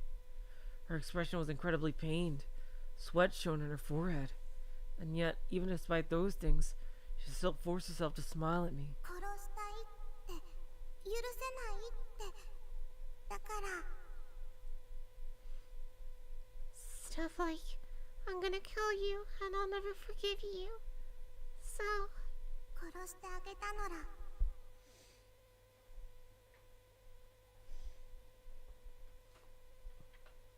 Kozupii came and killed her for you. So I'm guessing Takumi doesn't get a D-sword here, but he just has like Kozupii be his like enforcer.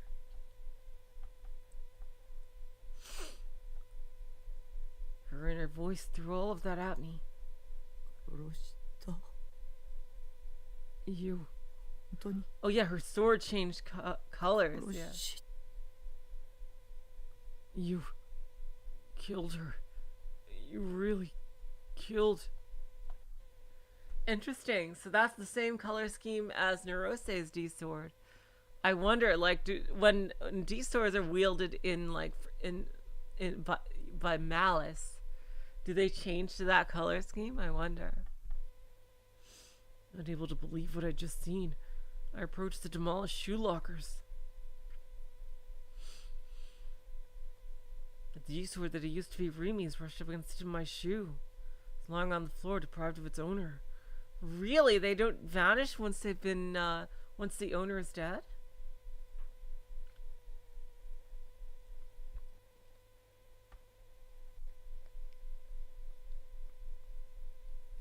Liquid slowly pooled beneath the sword. Blood. Whose blood? What? It's like a fucking keyblade. Whose blood was it? I didn't have to think long to know. Eventually, the D-sword by my feet was enveloped by countless black particles and vanished into the air. Oh, nope. Rimi was dead. Just like that. I didn't have the slightest urge to confirm it.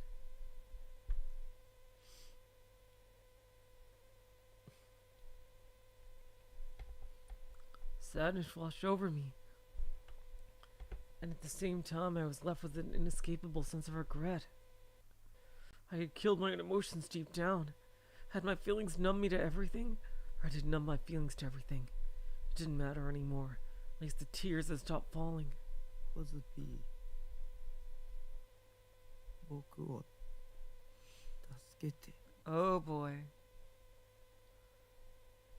Kozupii. Save me. Right now, Kozupii was the only one I could depend on. Even though Remy had betrayed me, I still wanted someone to believe in. Or maybe I just wanted someone I could be with. Someone who would accept me. All that stuff about wanting to be protected, it's all just an excuse. I didn't want to be alone. Even if she might betray me, even if I had been betrayed already, I didn't want to be alone. I couldn't bear all this awful bullshit on my own.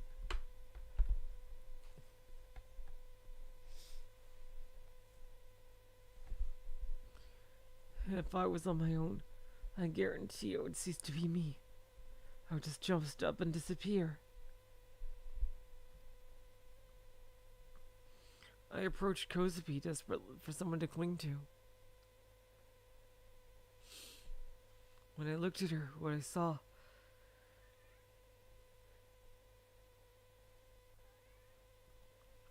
was how terribly sad she looked, the sheer pain on her face. Her smile had long since disappeared.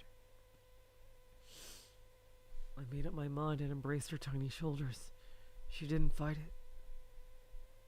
さっきはコズピーから逃げたのに。 Did Takumi-chan run away from Kozupii before? ごめん。ごめんなさい。 I'm sorry. I'm really sorry. それでも助けてくれ。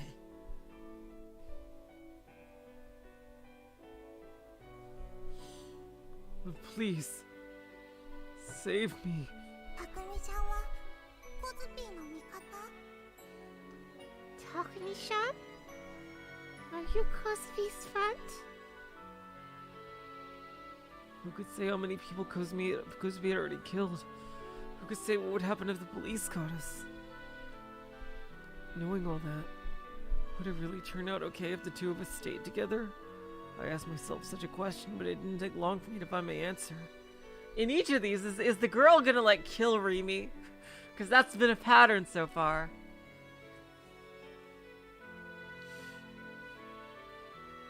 Right now, I was together with Kozupii. As long as we stayed together, it would turn out okay. We had bigger enemies than the police. Enemies that were too dangerous to face alone. 僕にはコズピーが必要だ。 I need you, Kozupii. 一緒にいたい。 I want to be with you. たくみちゃんは身勝手な人なの。 Takumi-chan, you're a really super selfish person. Thank you for saying that. That is, seriously, in this situation, that is 100% true. He didn't give a shit about her feelings. He just said, can you help me? And then it was like, as soon as he's in trouble, like, he barely thanks you and says, hey, help me some more. Jeez. Like, these alternate endings are really bringing the worst out of Takumi. I hope some of them, I hope not all of them do.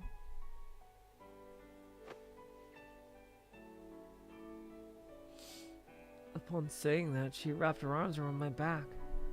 With the little strength she had left, she held me in return. でもね、コズピーのこと必要って言ってくれたから、コズピーもたくみちゃん一生懸命守る。 But since Takumi-chan said he needed Kozupii, Kozupii will do its best test and give all the protection Kozupii has. あのね、前に汚いおじさんが言ってたなら。 Hey. That's like what the really dirty old guy said before. 我慢することないって負の感情を否定しちゃダメって。 You don't need to hold back. Negative emotions are not something to be regurgitated. だからコズピーはコズピーをいじめる人みんな殺すね。 That's why when anyone beats a boy to Kozupii, Kozupii will kill them. それとタクミさんをいじめる人も。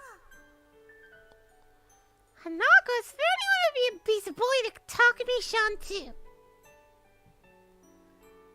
Feelings both cold to the touch and warm as the sun, held away from her to me.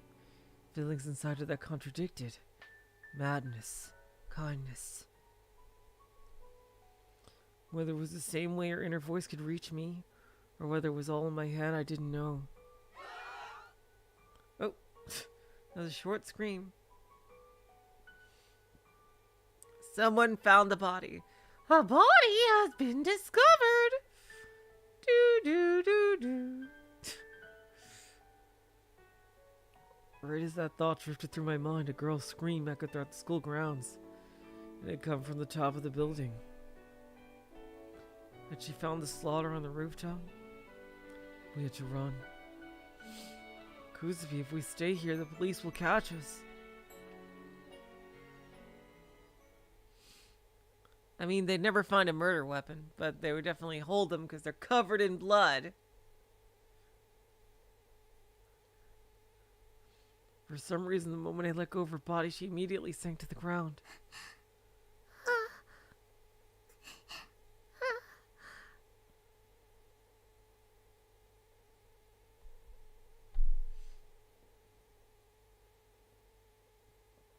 Oh, Kozupii would totally become a fucking Sith Lord if she met like a master. 100%. I could totally see that happening. If she met like a master, yeah. What's wrong? すごく疲れてるのが。 Kozupii, 体だるいの。 so tired. Kozupi's body is super heavy. ねえタクミさん、コズピーね、心の中に真っ黒黒な妄想がどんどん生まれてくるよ。 Hey, Takumi-san? In Kozupi's heart, some new delusions are showing up. Blackiest black delusions. 押しつぶされちゃいそうなの。 It's like Kozupi's being crushed to bits. Blackiest black delusions? What do you mean? Regardless of what she meant, staying here wasn't an option. With Rimi's corpse lying here, anyone who spotted us would find out exactly what we'd done. So without getting an answer from her, I lent Kozupii my shoulder and the two of us began to leave the school.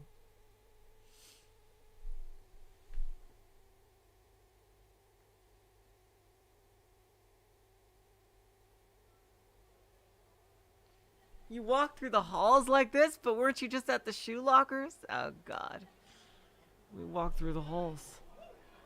As nice as it would have been to just leave, we were both covered in blood. Kozupii couldn't walk in her current state, and I had a feeling that if we went outside, we'd get hit with all the cops are waiting for us out there cliche. Probably best to just hide out somewhere. I see. That makes sense. Even one of the empty classrooms would probably work. If they can find spare uniforms, they're probably good. The atmosphere was tense. The scream earlier had kickstarted a slowly growing commotion inside the school. Teachers quickly ran by us in a hurry. Students left their classrooms, ignoring that homeroom was still in session, and cautiously peered around the school trying to see what had happened. Shit, there were a lot of people. Maybe it would have been better to leave after all. We had to hide somewhere. Somewhere like... Oh shit. There it was again. That noise again. Just stop it. Just stop it. I was gonna go fucking insane. A few students spotted me from a distance. Not just students, but a few teachers too.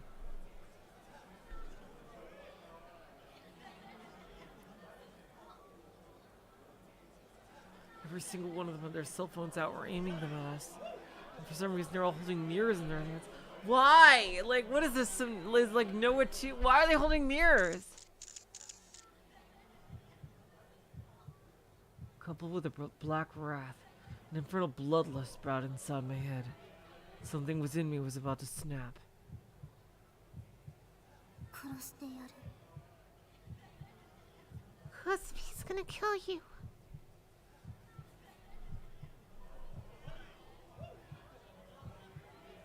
Perhaps emboldened by my bloodlust, Kozupi's heart reeked of its own hunger for blood. 殺してやる殺してやる殺してやる Kozupie's gonna kill you. Kozupie's gonna kill you. Kozupie's gonna kill you. Kozupii was reacting to the mirrors. Despite the fact that she was having so much trouble walking, she raised her D-sword over her head anyway. Kozupii, don't do it! Clutching her petite frame, I tried to hold her back. 殺してやる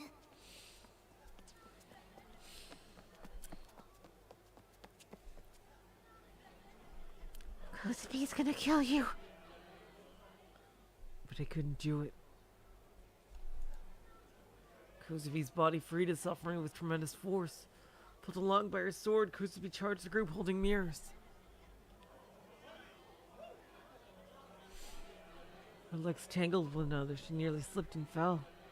Yet she still managed to move forward and swung her enormous D-sword. Oh boy! 死ね死ね死ね Die, die, die. Here we go. Ooh, the music. And with a single swing, she had claimed about 4 human lives. It was a staggering storm of destruction and brutality.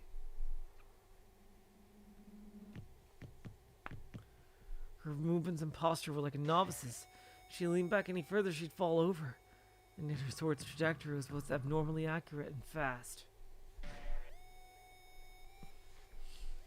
Her aim was precise, and she claimed each and every one of their lives with a single blow each. Almost like she wasn't the one swinging the sword. The sword was the one swinging her. As she bathed in the fountains of blood, Kozupii began to cower. 死ねばいいのだみんな Kozupii hopes everyone just dies. 殺したくない剣が勝手に Kozupii doesn't want to kill anyone. Kozupi's sword is acting on its own. 剣に依存しちゃえばいいのだ She does have. Oh, she does. But Kozupii should just rely on his sword. これがコズピーの本性なのかな Is this a real Kozupii? I could hear Kozupi's current mental state. Her mind was in total disarray. A total chaotic mess. I lent my shoulder to Kozupii once more and climbed the stairs along with her. Oh shit, Misumi! At the very moment, we ran into Misumi-kun and their DQN coming down the stairs. Shit, these guys again. I bit my lip. おいおいこいつら血まみれじゃねえか Wait, am I seeing shit? What's with all the blood? For a split second, the DQN who spoke was taken aback. The very next one, Misumi-kun grabbed me by my chest. Ooh, we never seen this expression on him. We have not seen this one. His face was teeming with fury. Did it? You did it. You fucking killed Minako! Seriously, who the hell was Minako? Noticing my confusion, the DQNs held Misumi-kun back. まあ待てよミスミまだそうと決まったわけじゃねえだろ Just told him, Misumi, we can't say for sure if they did it or not. だいたいあんなことよりによってこの二人ができるわけねえって I mean, first of all, how the hell could 2 people do all that shit alone? All that. They were definitely talking about the slaughter on the roof. それよりよ、エスパ Listen close, Esper. 僕は I'm エスパーじゃ。 not an Esper. ー。うるせえよ。口答えすんな、カス。 Hello, Rue. Welcome to the stream. Fucking cannon shipper brains. I tried to tell him it wasn't an Esper, but he wasn't having any of it. His threat caused me to shrink back. Feeling unbelievably pathetic, I began to wonder if Kozupii would murder everyone here if I wanted her to. 殺してもいいよ。 Kozupii can kill them. 殺したくない。 No! Kozupii doesn't want to kill them! Kozupi's mind was a chaotic mess of conflicting, contradictory emotions. 殺せない。 Kozupii can't kill them! 殺すことも受け入れるべきなの。 Kozupii should just give in and kill them. She should just give in? That was one thing I could never do. でよ、エスパ Get a load of this, Esper. ー。お前の妹って、お前に似合う。 Oh boy. ナナミだっけ Oh boy. You just had to provoke. You know your sister? Man, with how cute she is, you'd never know she was related to your ugly ass. Her name's Tsunami, right? What? Why the hell did this GQN know about Nanami? だからよ、ちょっと可愛がってやったんだよ。 Oh my god.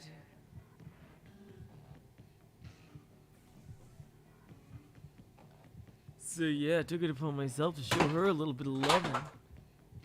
Alright. Coco knocking shit on over on shelves. Oh, Coco. 何や言って。 Oh my god. Oh, what are you saying? わかんねえの Do I really gotta spill it out for you? The GQN, acting far too friendly with me, placed his hand on my shoulder. Even though he was a guy, I was covered with the smell of perfume. The smell was so strong it made me want to vomit. Well, you know what? Maybe murder is the answer. Not in real life. Jeez. 俺の連れ、だいたい10人くらいでいつもつるんでるんだ Oh けどな my god. ちょっと暇してたわけよ。 Oh my こん god. なナンパするかって話になった時によ、提供してくれたんだよね。お前の妹。 Misumi, who the fuck do you hang out with?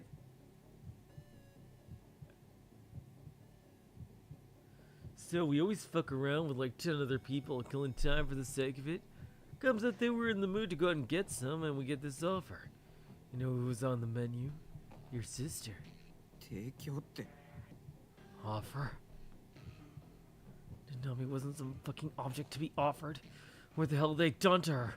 Wait, no, more importantly, who the hell had offered them Nanami? ダーススパイダーだよ。 Oh my god.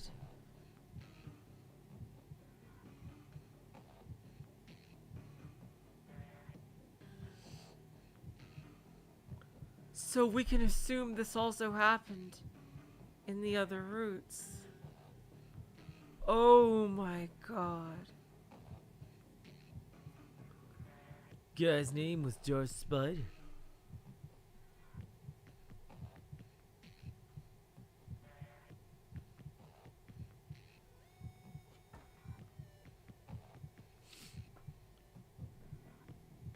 All words left me. わざわざ向こうから声かけてきてよ。お前の妹を好きにしていいとか言って渡してきたんだよね。マジでウケるだろ What the fuck kind of company do you keep, Misumi?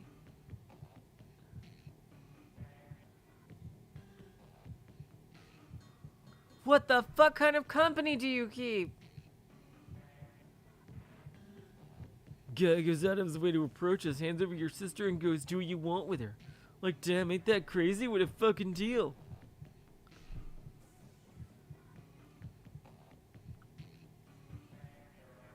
My vision turned bright red. Within my mind, I felt as if my blood was boiling. It billowed and bubbled, rising up to my head like magma. ナナミに何を What did you do to Nanami? あ？だから可愛がってやったっつってんだろ。そうそう。妹さ、片手なかったぜ。痛そうだったな。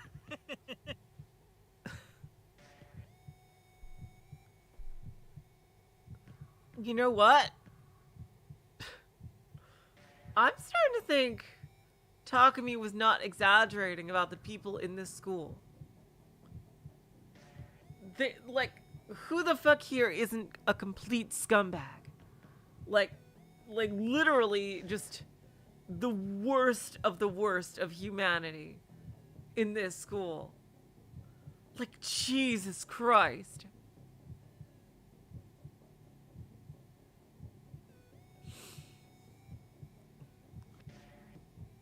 Huh?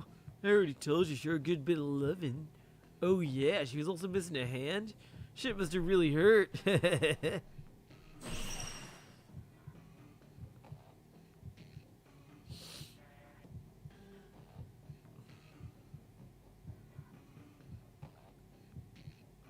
That had all been real. When I come home afterward to check, I hadn't been able to find that damn hand. So that was why. なあミスミ、お前も教えてやれよ。お前だってあの場にいたんだからよ。Yo, Misumi, don't leave me hanging. Tell them all about.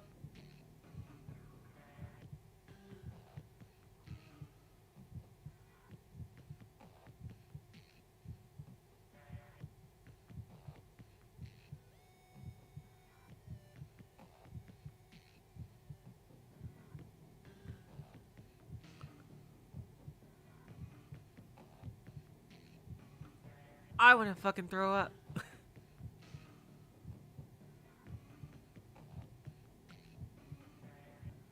You were there the whole time, after all.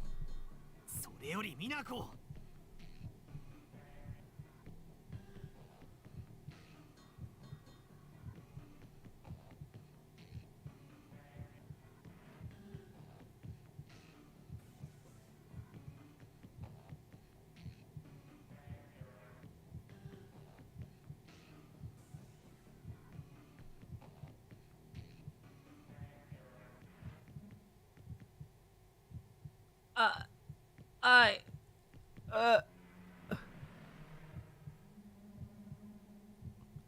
Fuck you. I can't even believe I ever thought you were a good person.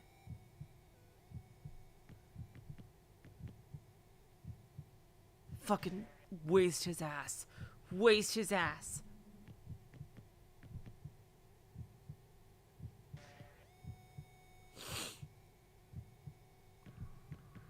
Forget that shit. He killed me.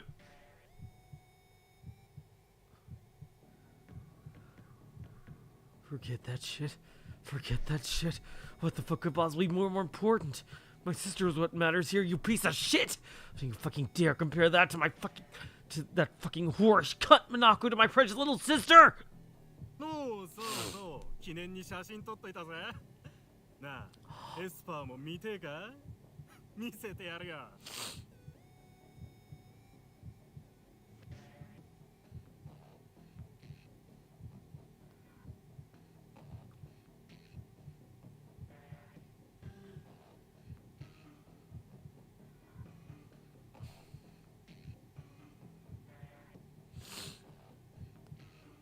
I just can't believe this.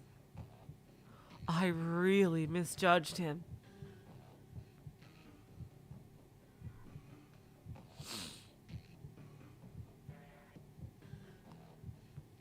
Oh yeah, that reminds me. Took a real nice photo as a souvenir. Yo, SB, you wanna see her? Here, let me show you. I'll fucking kill you. 画像。あった、これこれ。ほら、見ろよ、エスパ Let's see. Photos. Oh, there it is. Here you go, Esper. Take a good look. Hello, Duskblight. Welcome to the stream.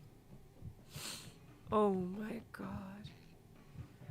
The DQN grabbed me by the jaw and forced me to look at the image. Photograph was definitely Nanami, but she was covered in blood. Her eyes were hollow. And she was completely naked. I'll fucking kill you, I'll fucking kill you, I'll fucking kill you, I'll fucking kill you, I'll fucking kill you, I'll fucking kill you, I'll fucking kill you, I'll fucking kill you, I'll fucking kill you, I'll fucking kill you, I'll fucking kill you, I'll fucking kill you, fucking kill you, fucking kill you, fucking kill you, fucking kill you, fucking kill you!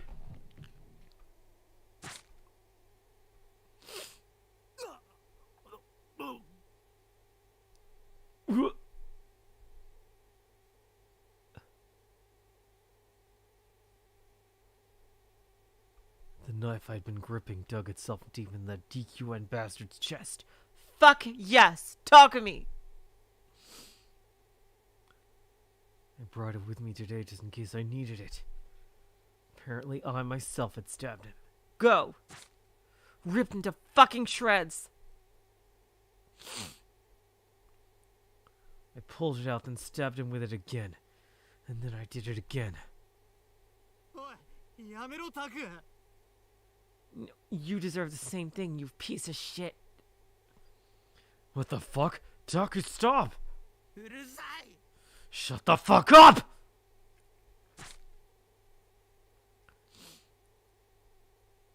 I pulled it out, then stabbed it back in.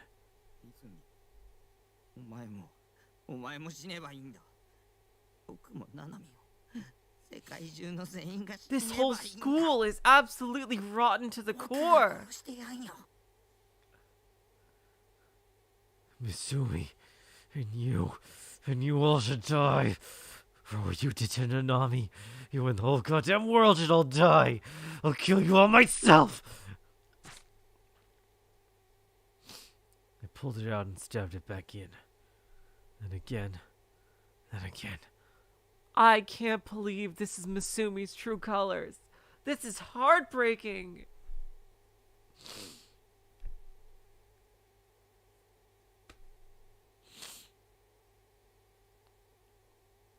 The DQN wasn't moving anymore. With his eyes open wide and his mouth drooling blood, he was very much dead. ねえコズピー Hey, Kozupii. 全員撃ち殺してよ Time to go full Dimitri. I'll kill every last one of them!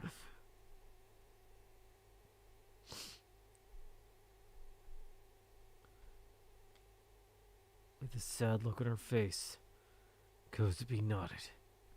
Her D-sword rose in her hand. And reel booted with a furious, resonant noise. And then Masumi-kun could only stare in shock at the abrupt embodiment of mayhem. Huh? What? Die, you piece of garbage.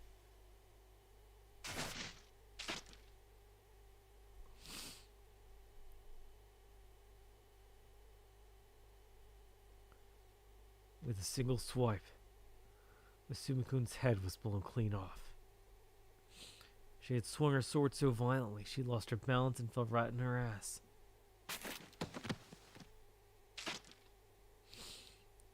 I just can't believe this. I feel legitimately betrayed. My God.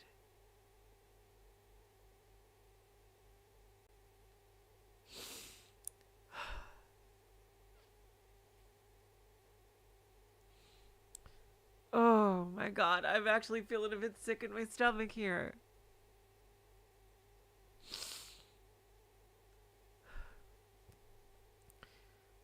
Misumi's collapsing body then fell on top of her, soaking her clothes with blood. Despite looking wholly miserable, she pushed the corpse aside, and then she looked at me and smiled. たくみさんも殺しちゃったね Takumi-san killed someone too, huh?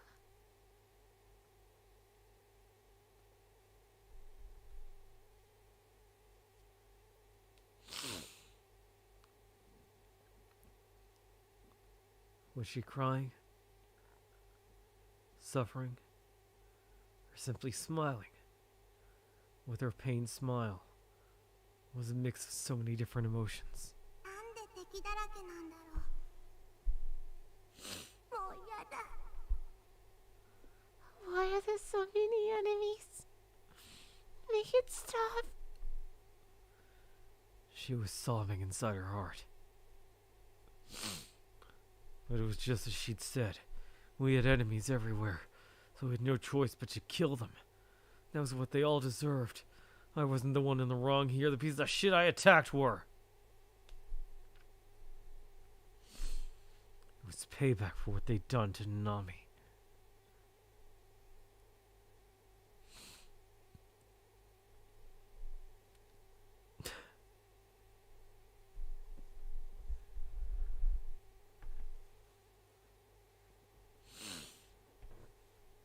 Oh my god.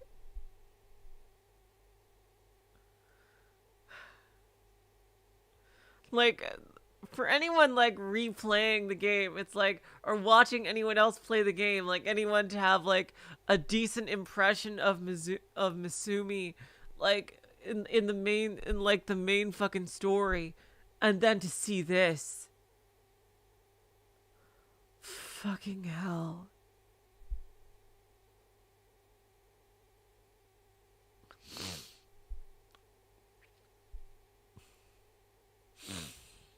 Oh my god.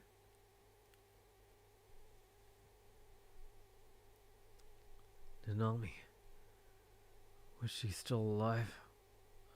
With all that blood, she was probably long dead. That and her severed hand. There's no way she was alive.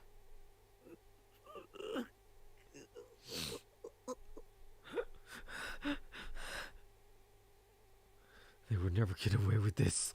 I'd make fucking sure of it. I've been on the run for so long, but that ended here. I would kill every last one of them! Every last one. When I'd seen that horrible, cruel image of Nanami, something inside me snapped.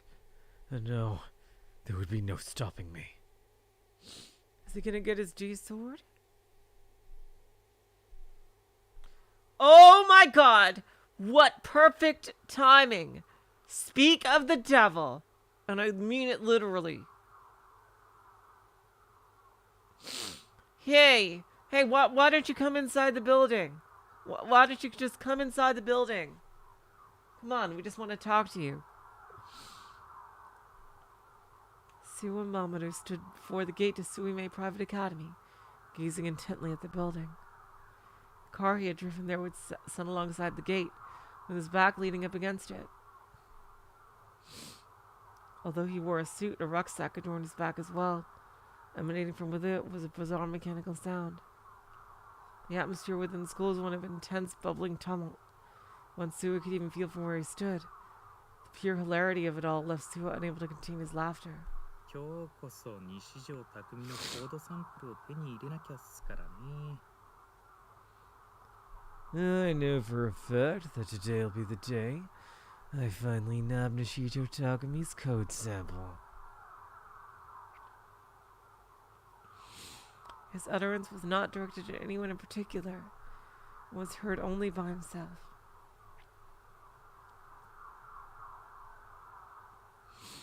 Around him stood several other men. Unlike Suwa, their attire was far more uncouth and casual, while they all carried rucksacks just as he did. They were all very evidently suspicious, with their eyes remaining glued to the school, speaking not a word to each other. All that seeped from their mouths were the same mutterings as Suwa, spoken to no one but themselves. そのためにこの学校を実験場にしたんすから。もともとここはそのためにのぞみが作ったんすけどね。What? Nozomi built the school? What the hell? Oh my god. Jeez.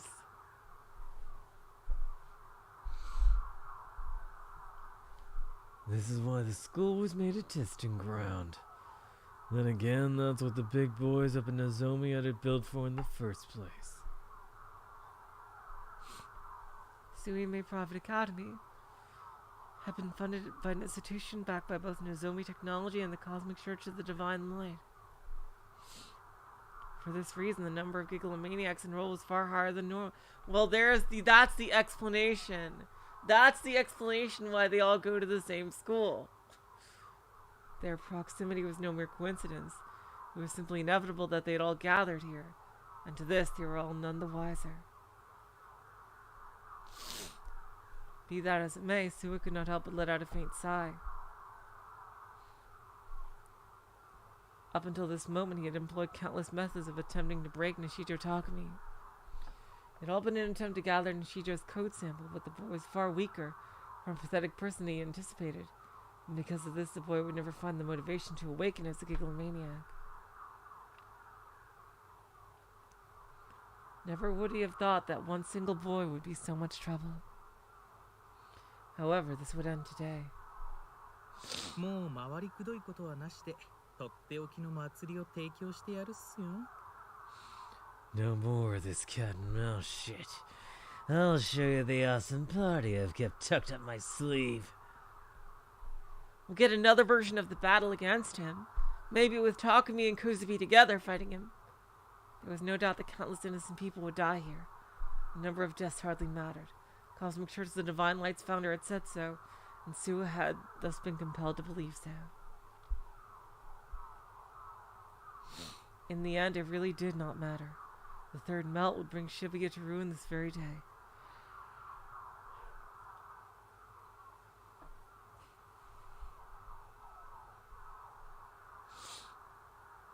No matter how many high schoolers died, they would be treated as sacrifices lost in the earthquake.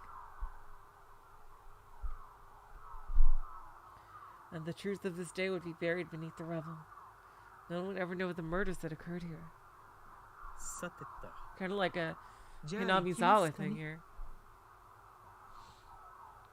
So, let's get that party started. Sua opened the trunk of his car and retrieved his Darth Spider helmet. That didn't happen in the main route. Well, thank God it didn't. But still, to think that Misumi was capable of such a thing. I could only hope that it might have been the mind control that forced him to do it.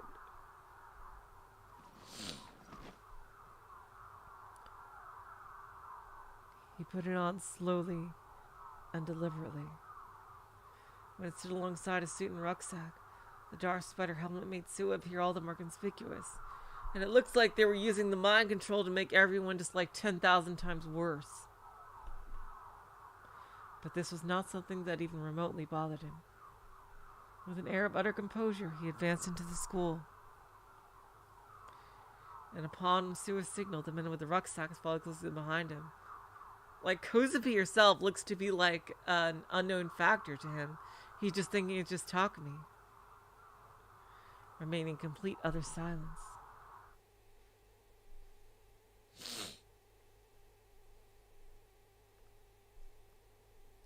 I let my shoulder to Kozue, and the two of us left for the courtyard. Senna! Wow! This is really like a full-out alternate ending here. And when we got there, Senna was waiting for us. She was glaring at us with a harsh scowl on her face. Her D-sword was out, wheel-booted and emitting a red beam of light. お前たちはバカだ。 You two are fools. 罠にはめられているんだ。すべて精神攻撃だ。その影響でみんなおかしくなっているに過ぎない。You've all been caught in a trap. It's all an assault on your minds, the effects of which are causing everyone to act unstable. 真の悪に気づけ。元凶を叩かなければ悪夢は終わらない。 This is the work of true evil. To escape this nightmare, we have to strike down the source. ポーターだ。リュックを背負っている奴らがどこかにいるはず。そいつらが妄想攻撃を。 The source is a porter. They're here somewhere carrying a rucksack. They've been attacking you with delusions. セナさんはコズピーの味方だよね。 Senna-san? Are you Kozupi's friend? You're a friend, eh? 小津。 Kozue. 真の悪って何？その影響があるから何なのかな。 What do you mean about true evil? What about the effect thingies? コズピーとタクミさんを攻撃してきたゴキさんたちはね、自動的に敵だよ。だから殺すの。 The cocky roaches that attack Kozupii and Takumi-chan were automatically our enemies. That's why we killed them. 殺したくない。 Kozupii didn't want to kill anyone.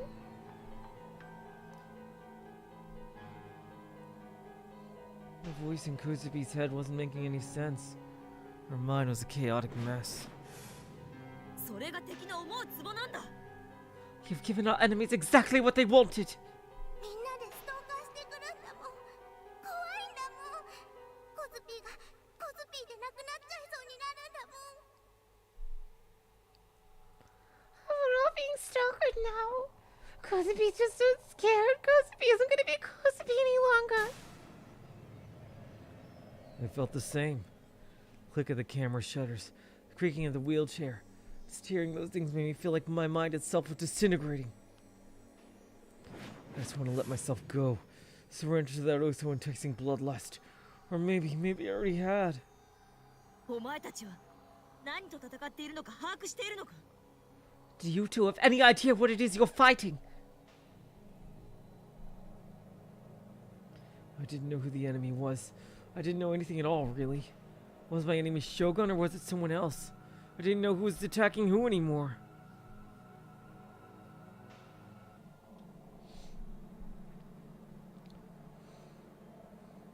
What I could say for sure, though, was that everyone and everything in this world was against me. 妄想に惑わされるな。 Don't let delusions deceive you. お前たちは自分の妄想によって殺されようとしている。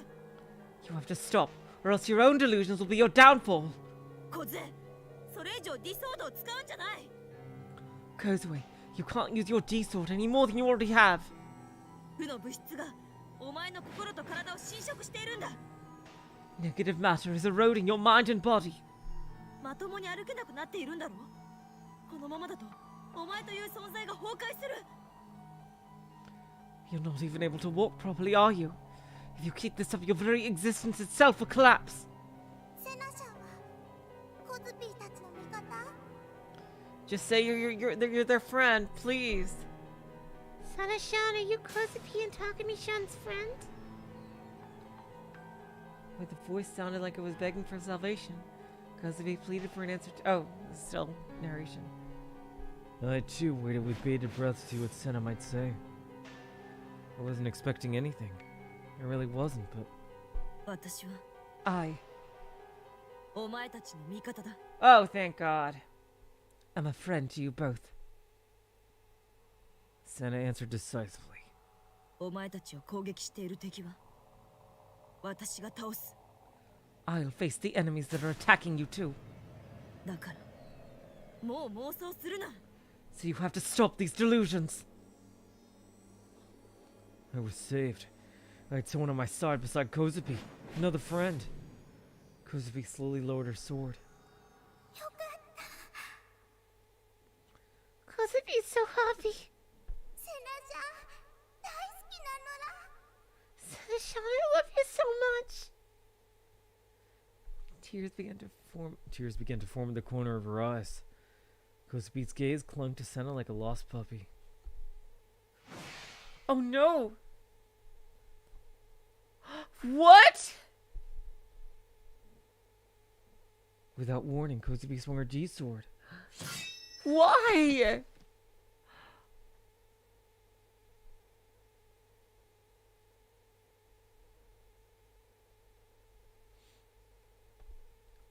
Senna instinctively deflected the blow with her own. However, the shock of the attack was enough to blow her backward and she fell to the ground. 小杖、何を。 Kozue, what are you— コズピー Kozupii? Senna made it clear she was on our side. Why are you trying to kill her? コズピーじゃない。 Uh-oh. Oh, but she's uncontrollable. Oh, no. No, I'm not Kozupii. Crying out crying out her inner voice. She swung the sword up past her head and held it above Senna. I'm not Kozupii!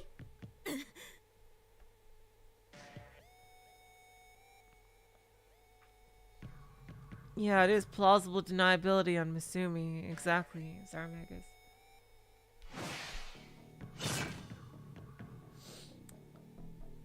She swung down with the intent to kill. With only a nanosecond to spare, Senna rolled across the ground, just barely avoiding being cleaved in two. Quickly getting back to her feet, she brandished her D-sword once again.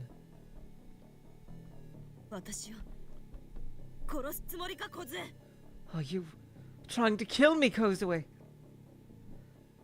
Crying profusely, Kozupii shook her head back and forth wildly in fierce denial. 違うよ手が勝手に助けてセナちゃん匠さん No, Kozupi's hands moved on their own. Help, Senator Takumi-san! What is going on?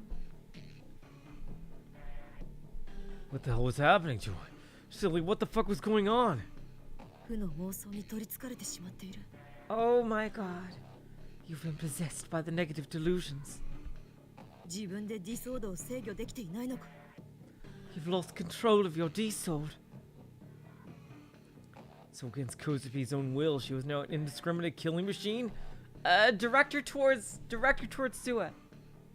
小杖ディソードを消せ Kozue, erase your D-sword! Kozupi can't do it! こいつ Damn it.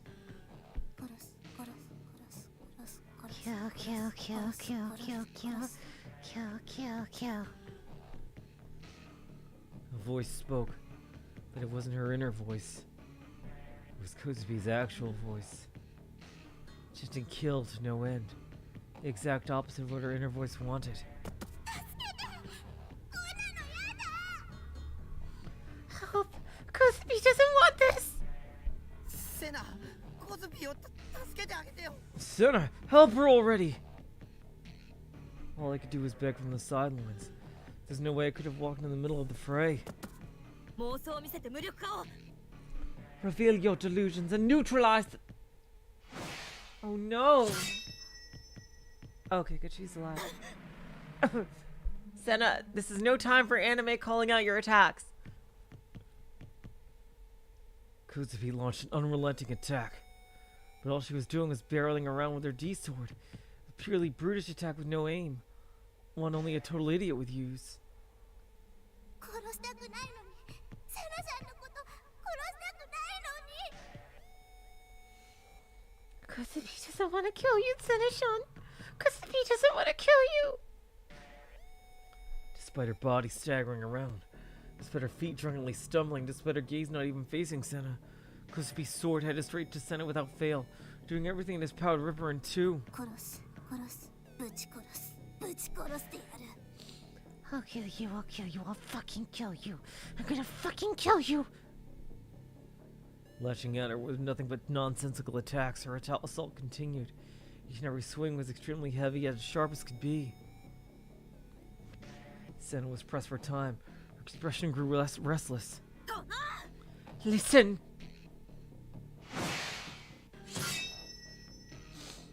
The swords mutually clashed with one another. Senna repelled her blow, breaking Kozupi's guard. But in Kozupi's counterattack, her D-sword seemed to disregard the very laws of physics themselves. Oh no!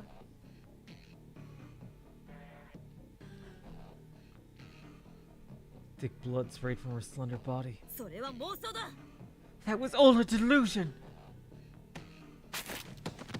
Oh my god. Senna cut around and made her way to Kozupi's back. The once bloody corpse of Senna vanished. Oh my god, she used to shadow clone jutsu. Dang. What Rimi did to her, kinda. Taking advantage of Kozupi's shock, Senna managed to pin her arms behind her back. ディソードを捨てろ小杖 Toss aside your D-sword, Kozue! 離せ Let go, let go, let go, let go, let go. コズピーのこと殺してセナシャン。 Kill Kozupii. Seneshan, kill Kozupii. コズピーは悪くない。コズピーは悪くない。みんなが悪いんだ。 Kozupii isn't bad. Kozupii isn't bad. It's everyone else that's bad. こんな自分もう見たくない。セナシャンも殺したくない。だから。 Kozupii doesn't want to see this me. Kozupii doesn't want to kill Seneshan either.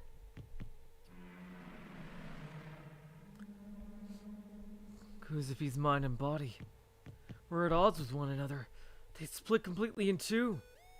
Her small body thrashed around violently in attempt to break free. In her mind, she could only weep. 頼む剣を捨ててくれ小杖 I'm begging you, throw down your sword, Kozue. 元に戻ってくれ Please return to how things were. 私はお前を見捨てたりしない I will never abandon you. お前は私のたった一人の友達で You are the only friend I have. Oh my god. Tears formed in Senna's eyes. She was crying. No! Oh god. Right then, Kozupi's arm made the strangest of movements, bending in a direction that shouldn't have been possible. She broke her own arm. A dull crack appeared as her joint dislocated. A muted scream came from her. No!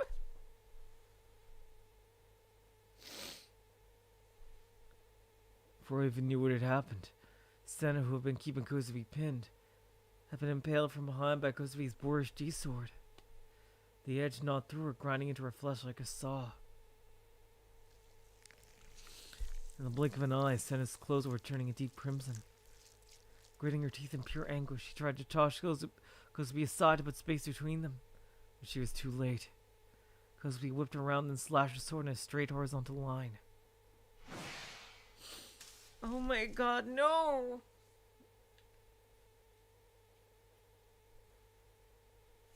And the side of Senna's body was torn to pieces.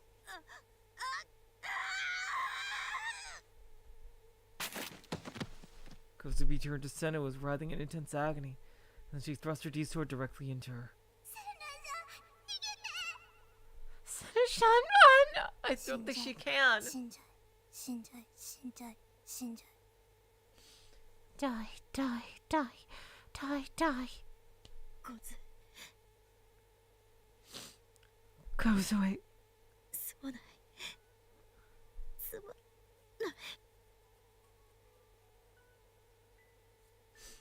I'm sorry. I'm so sorry. 死んじゃい死んじゃい死んじゃい死んじゃい死んじゃい Die, die, die, die, die. お前のこと助けてやれなくて Oh God. I couldn't save you. 私のこと慕ってくれたのに私はお前の力になれなくて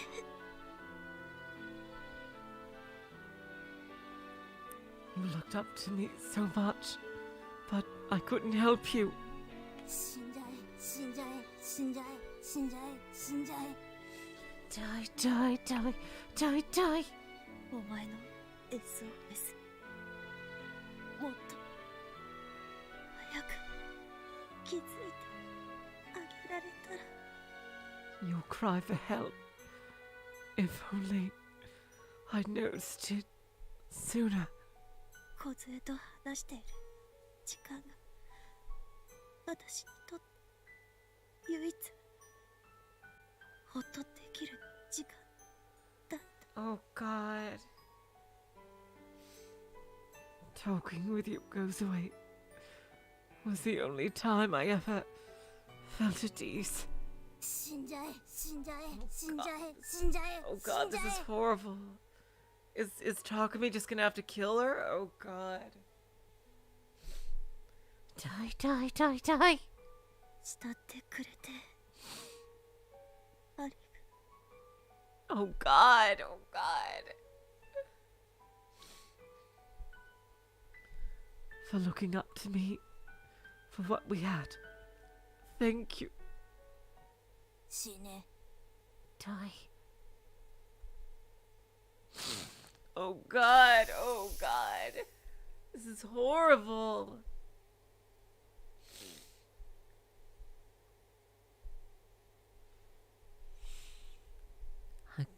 I couldn't look straight at it.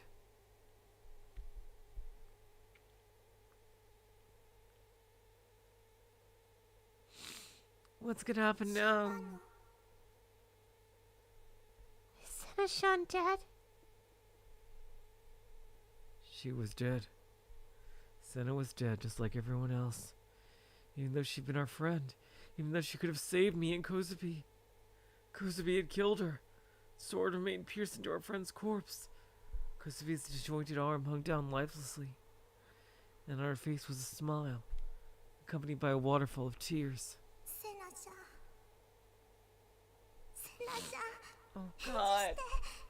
一緒にガルガリ君食べに行こうよたくみさんと3人でまた写真撮ってまた This is horrible. Oh god.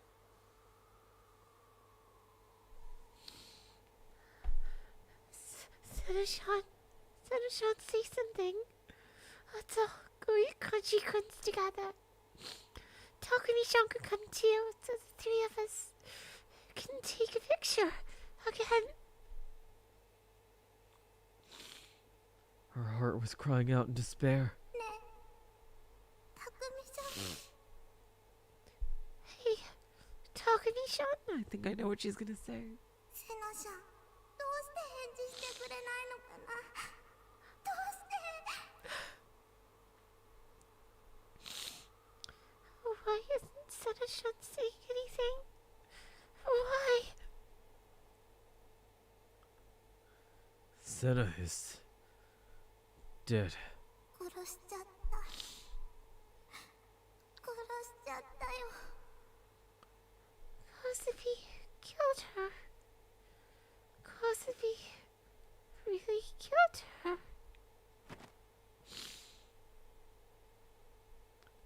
Kozupii fell to her knees. With one hand, Kozupii softly picked up what was left of Senna's lifeless corpse.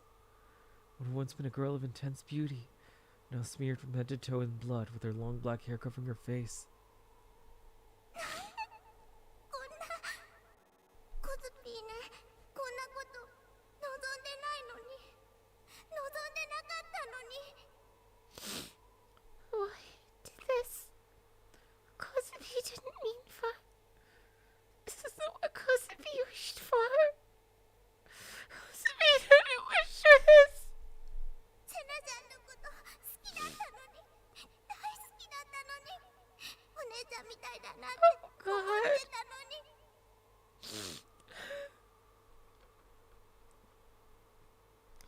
Senna-chan, Kozupii loved you. Kozupii really, really loved you. You were like a big sister to Kozupii. なんで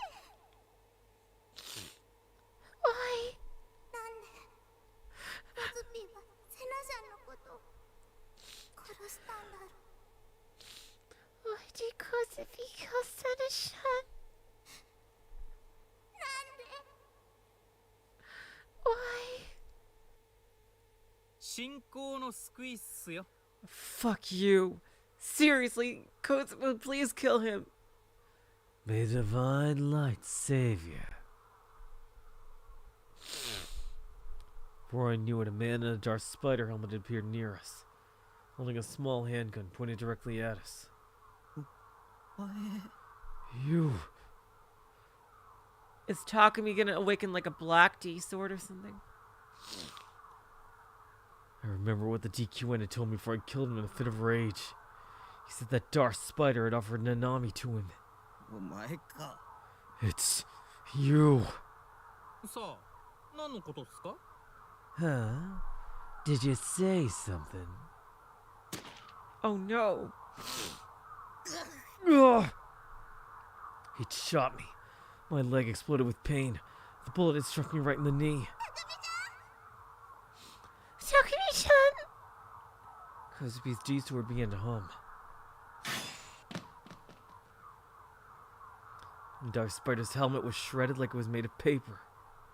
It wasn't Shogun's face beneath the mask. Instead, it was the face of a young man. The man retaliated, Oh no! turning Kozupii into a mess of gushing blood and broken bones. Kozupi's legs gave out from beneath her. おっと、殺しはしないっすよ。コードサンプルを取らせてもらわないといけないんで。 Oopsie. Shouldn't be killing it quite yet. I guess still gotta nab your code samples. Who was this guy? Who in the hell was this bastard? I can stop thinking I met him somewhere before, but I couldn't remember where. How he'd even gotten his hands on a gun to begin with. I did know. This must have been him. So-called source Senna had mentioned. Was he Shogun's underling? Or was he some other enemy? I didn't know the answer to any of these things. I didn't need to. Because at the very least I knew he was the source behind everything. I want to kill this bastard so badly.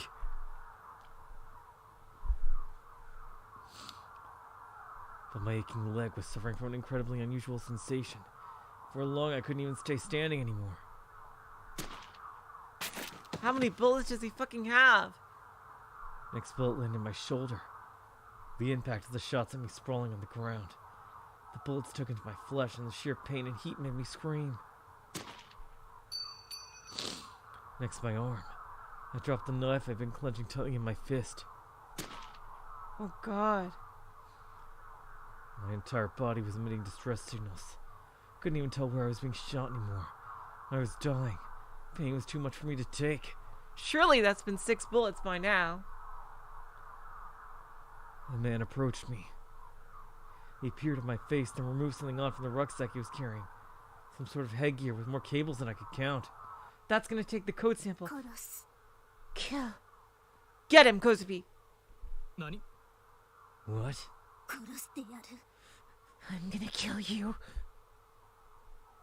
Rising up from the ground, Kozupii swayed heavily. She was dragging her leg, almost having to force herself. She raised her blade. こいつ、化け物かよ。 What the? And she's a fucking monster. 殺してやる Die! Did she get him? Please say she got him. Damn it. I heard the sound of the sword cutting through air. Interlaced perfectly with the sound of gunfire. Oh, I heard that flash sound. Yes! Woo! The D-sword utterly crushed the man's body. His final breath soon dissipated, and the man's ultra-familiar way of speaking would never be heard again. Hell yeah! Woo! At least you got something done. Thank God.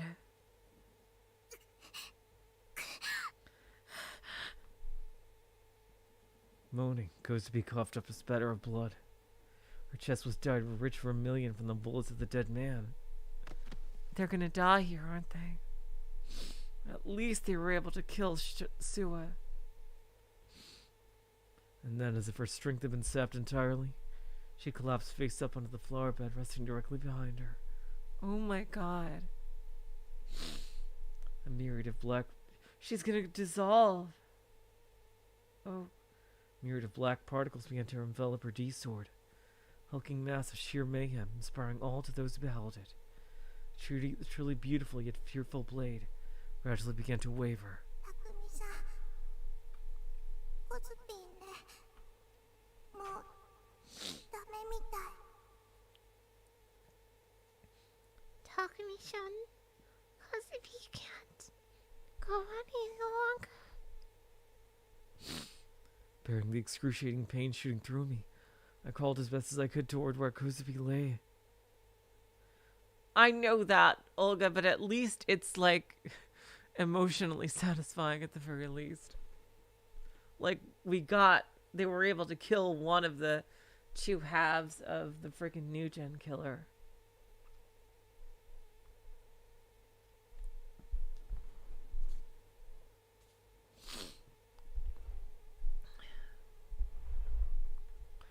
I guess it's all up to Ayase in this route. And Yua if she was able to awaken. And then, hey, I think Bon lived, actually.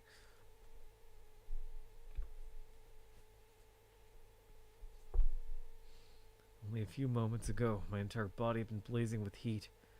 But now, I felt so terribly cold.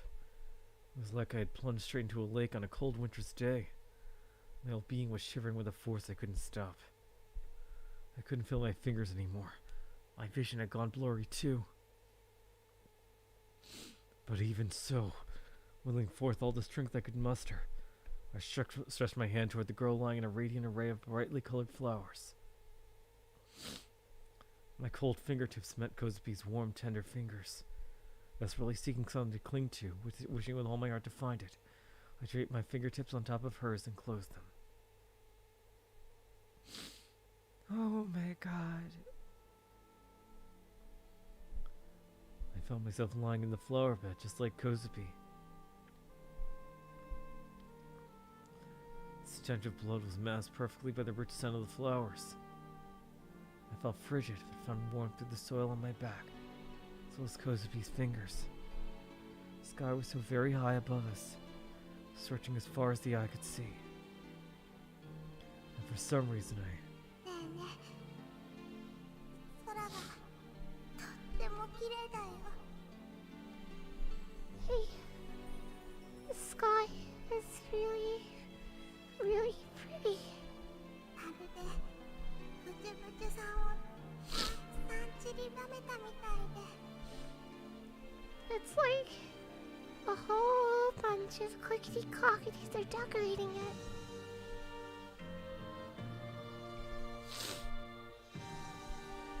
She was right. The sky we saw shifted endlessly. And just like she said, it was like there was an array of colorful beads overtaking the sky.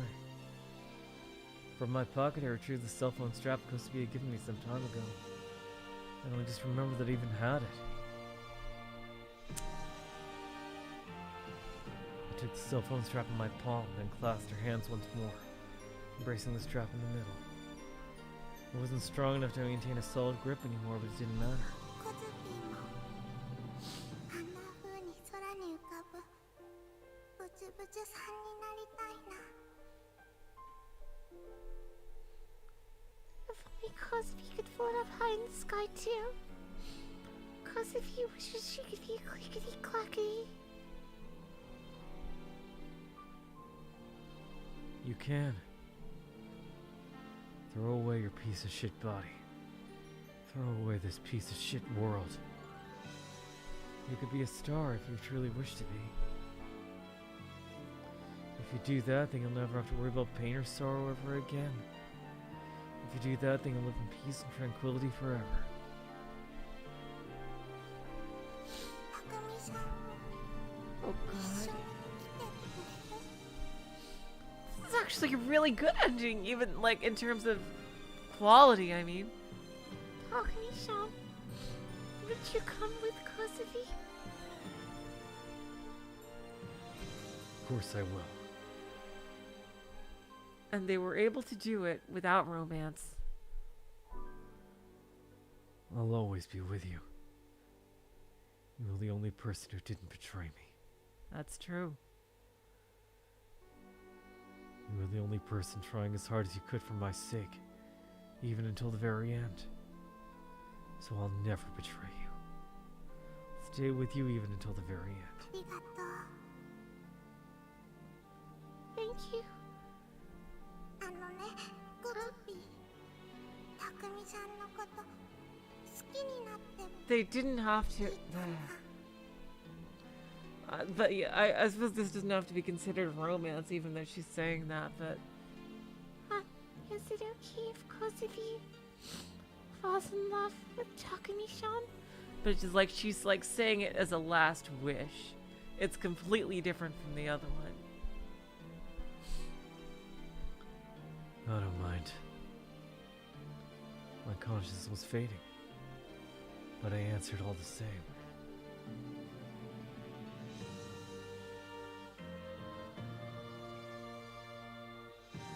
I realized the hand I'd been clasping was slowly beginning to lose its warmth. I realized that the strength was slowly fading from the fingers clasping my hand. But I didn't care. I wasn't going to let go of her hand till the very end. I tried my damnedest to hold back the tears I knew would come. This is such an amazing ending. The sky I saw turned to pure white. All the clickety-clackities were disappearing.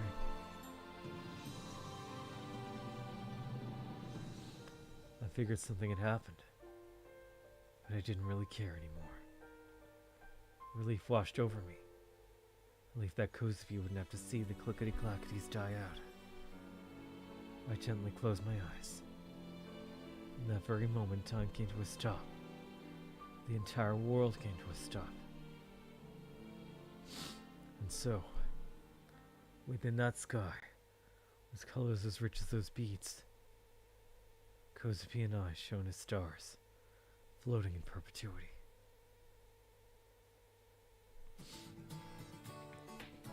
Wow. This is a really well written tragedy.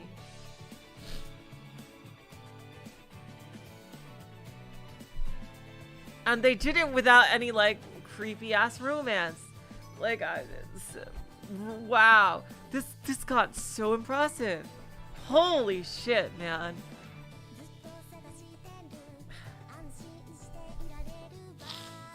Oh my god. I hope Kozupii gets a moment to shine in the true ending too.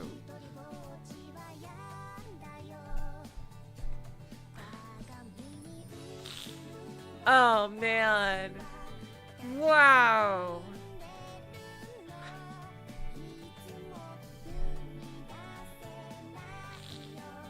Oh my god. Seriously. If this is one of the worst endings, I can't even imagine what the better ones are like. Oh my god. Such strong emotion.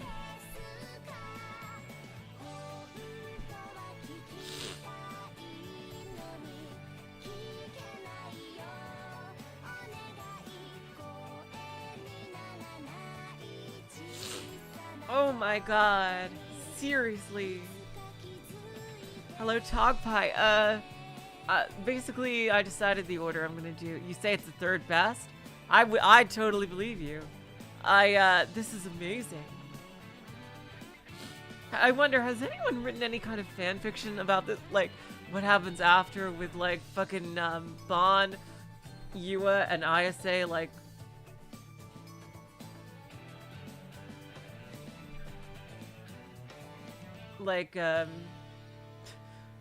in the end, beating Narose? Because that's something I'd like to see, you know, like, based off of this ending. Oh my god. A disease that leads to... Oh, wow. But yeah, I decided the order I'm going to do, the next one will be Yua, then the bad ending, then Senna, Rimi, and Ayase. Okay. Yeah, that's the order I decided I'm going to, But yeah, like, I'd love to see, like, a fanfiction of basically Yua, Bon, and Ayase, taking down the evil nurse and Narose. I think that'd be pretty cool. If there's any fanfics about that. Like, but, yeah. Fantastic route. Wow. That was legitimately amazing. It was heartbreaking and tragic in all the right ways. Like, oh my god. I'm just now really rooting for Kozupii to get, like, a moment to shine in the true ending. I hope she does. But yeah, next time we start Yua. So, for this extra long, episode, I hope you guys enjoyed it. And, until next time, I will say, so long, farewell, auf Wiedersehen, good night. You're all the sweetest of hearts. See ya.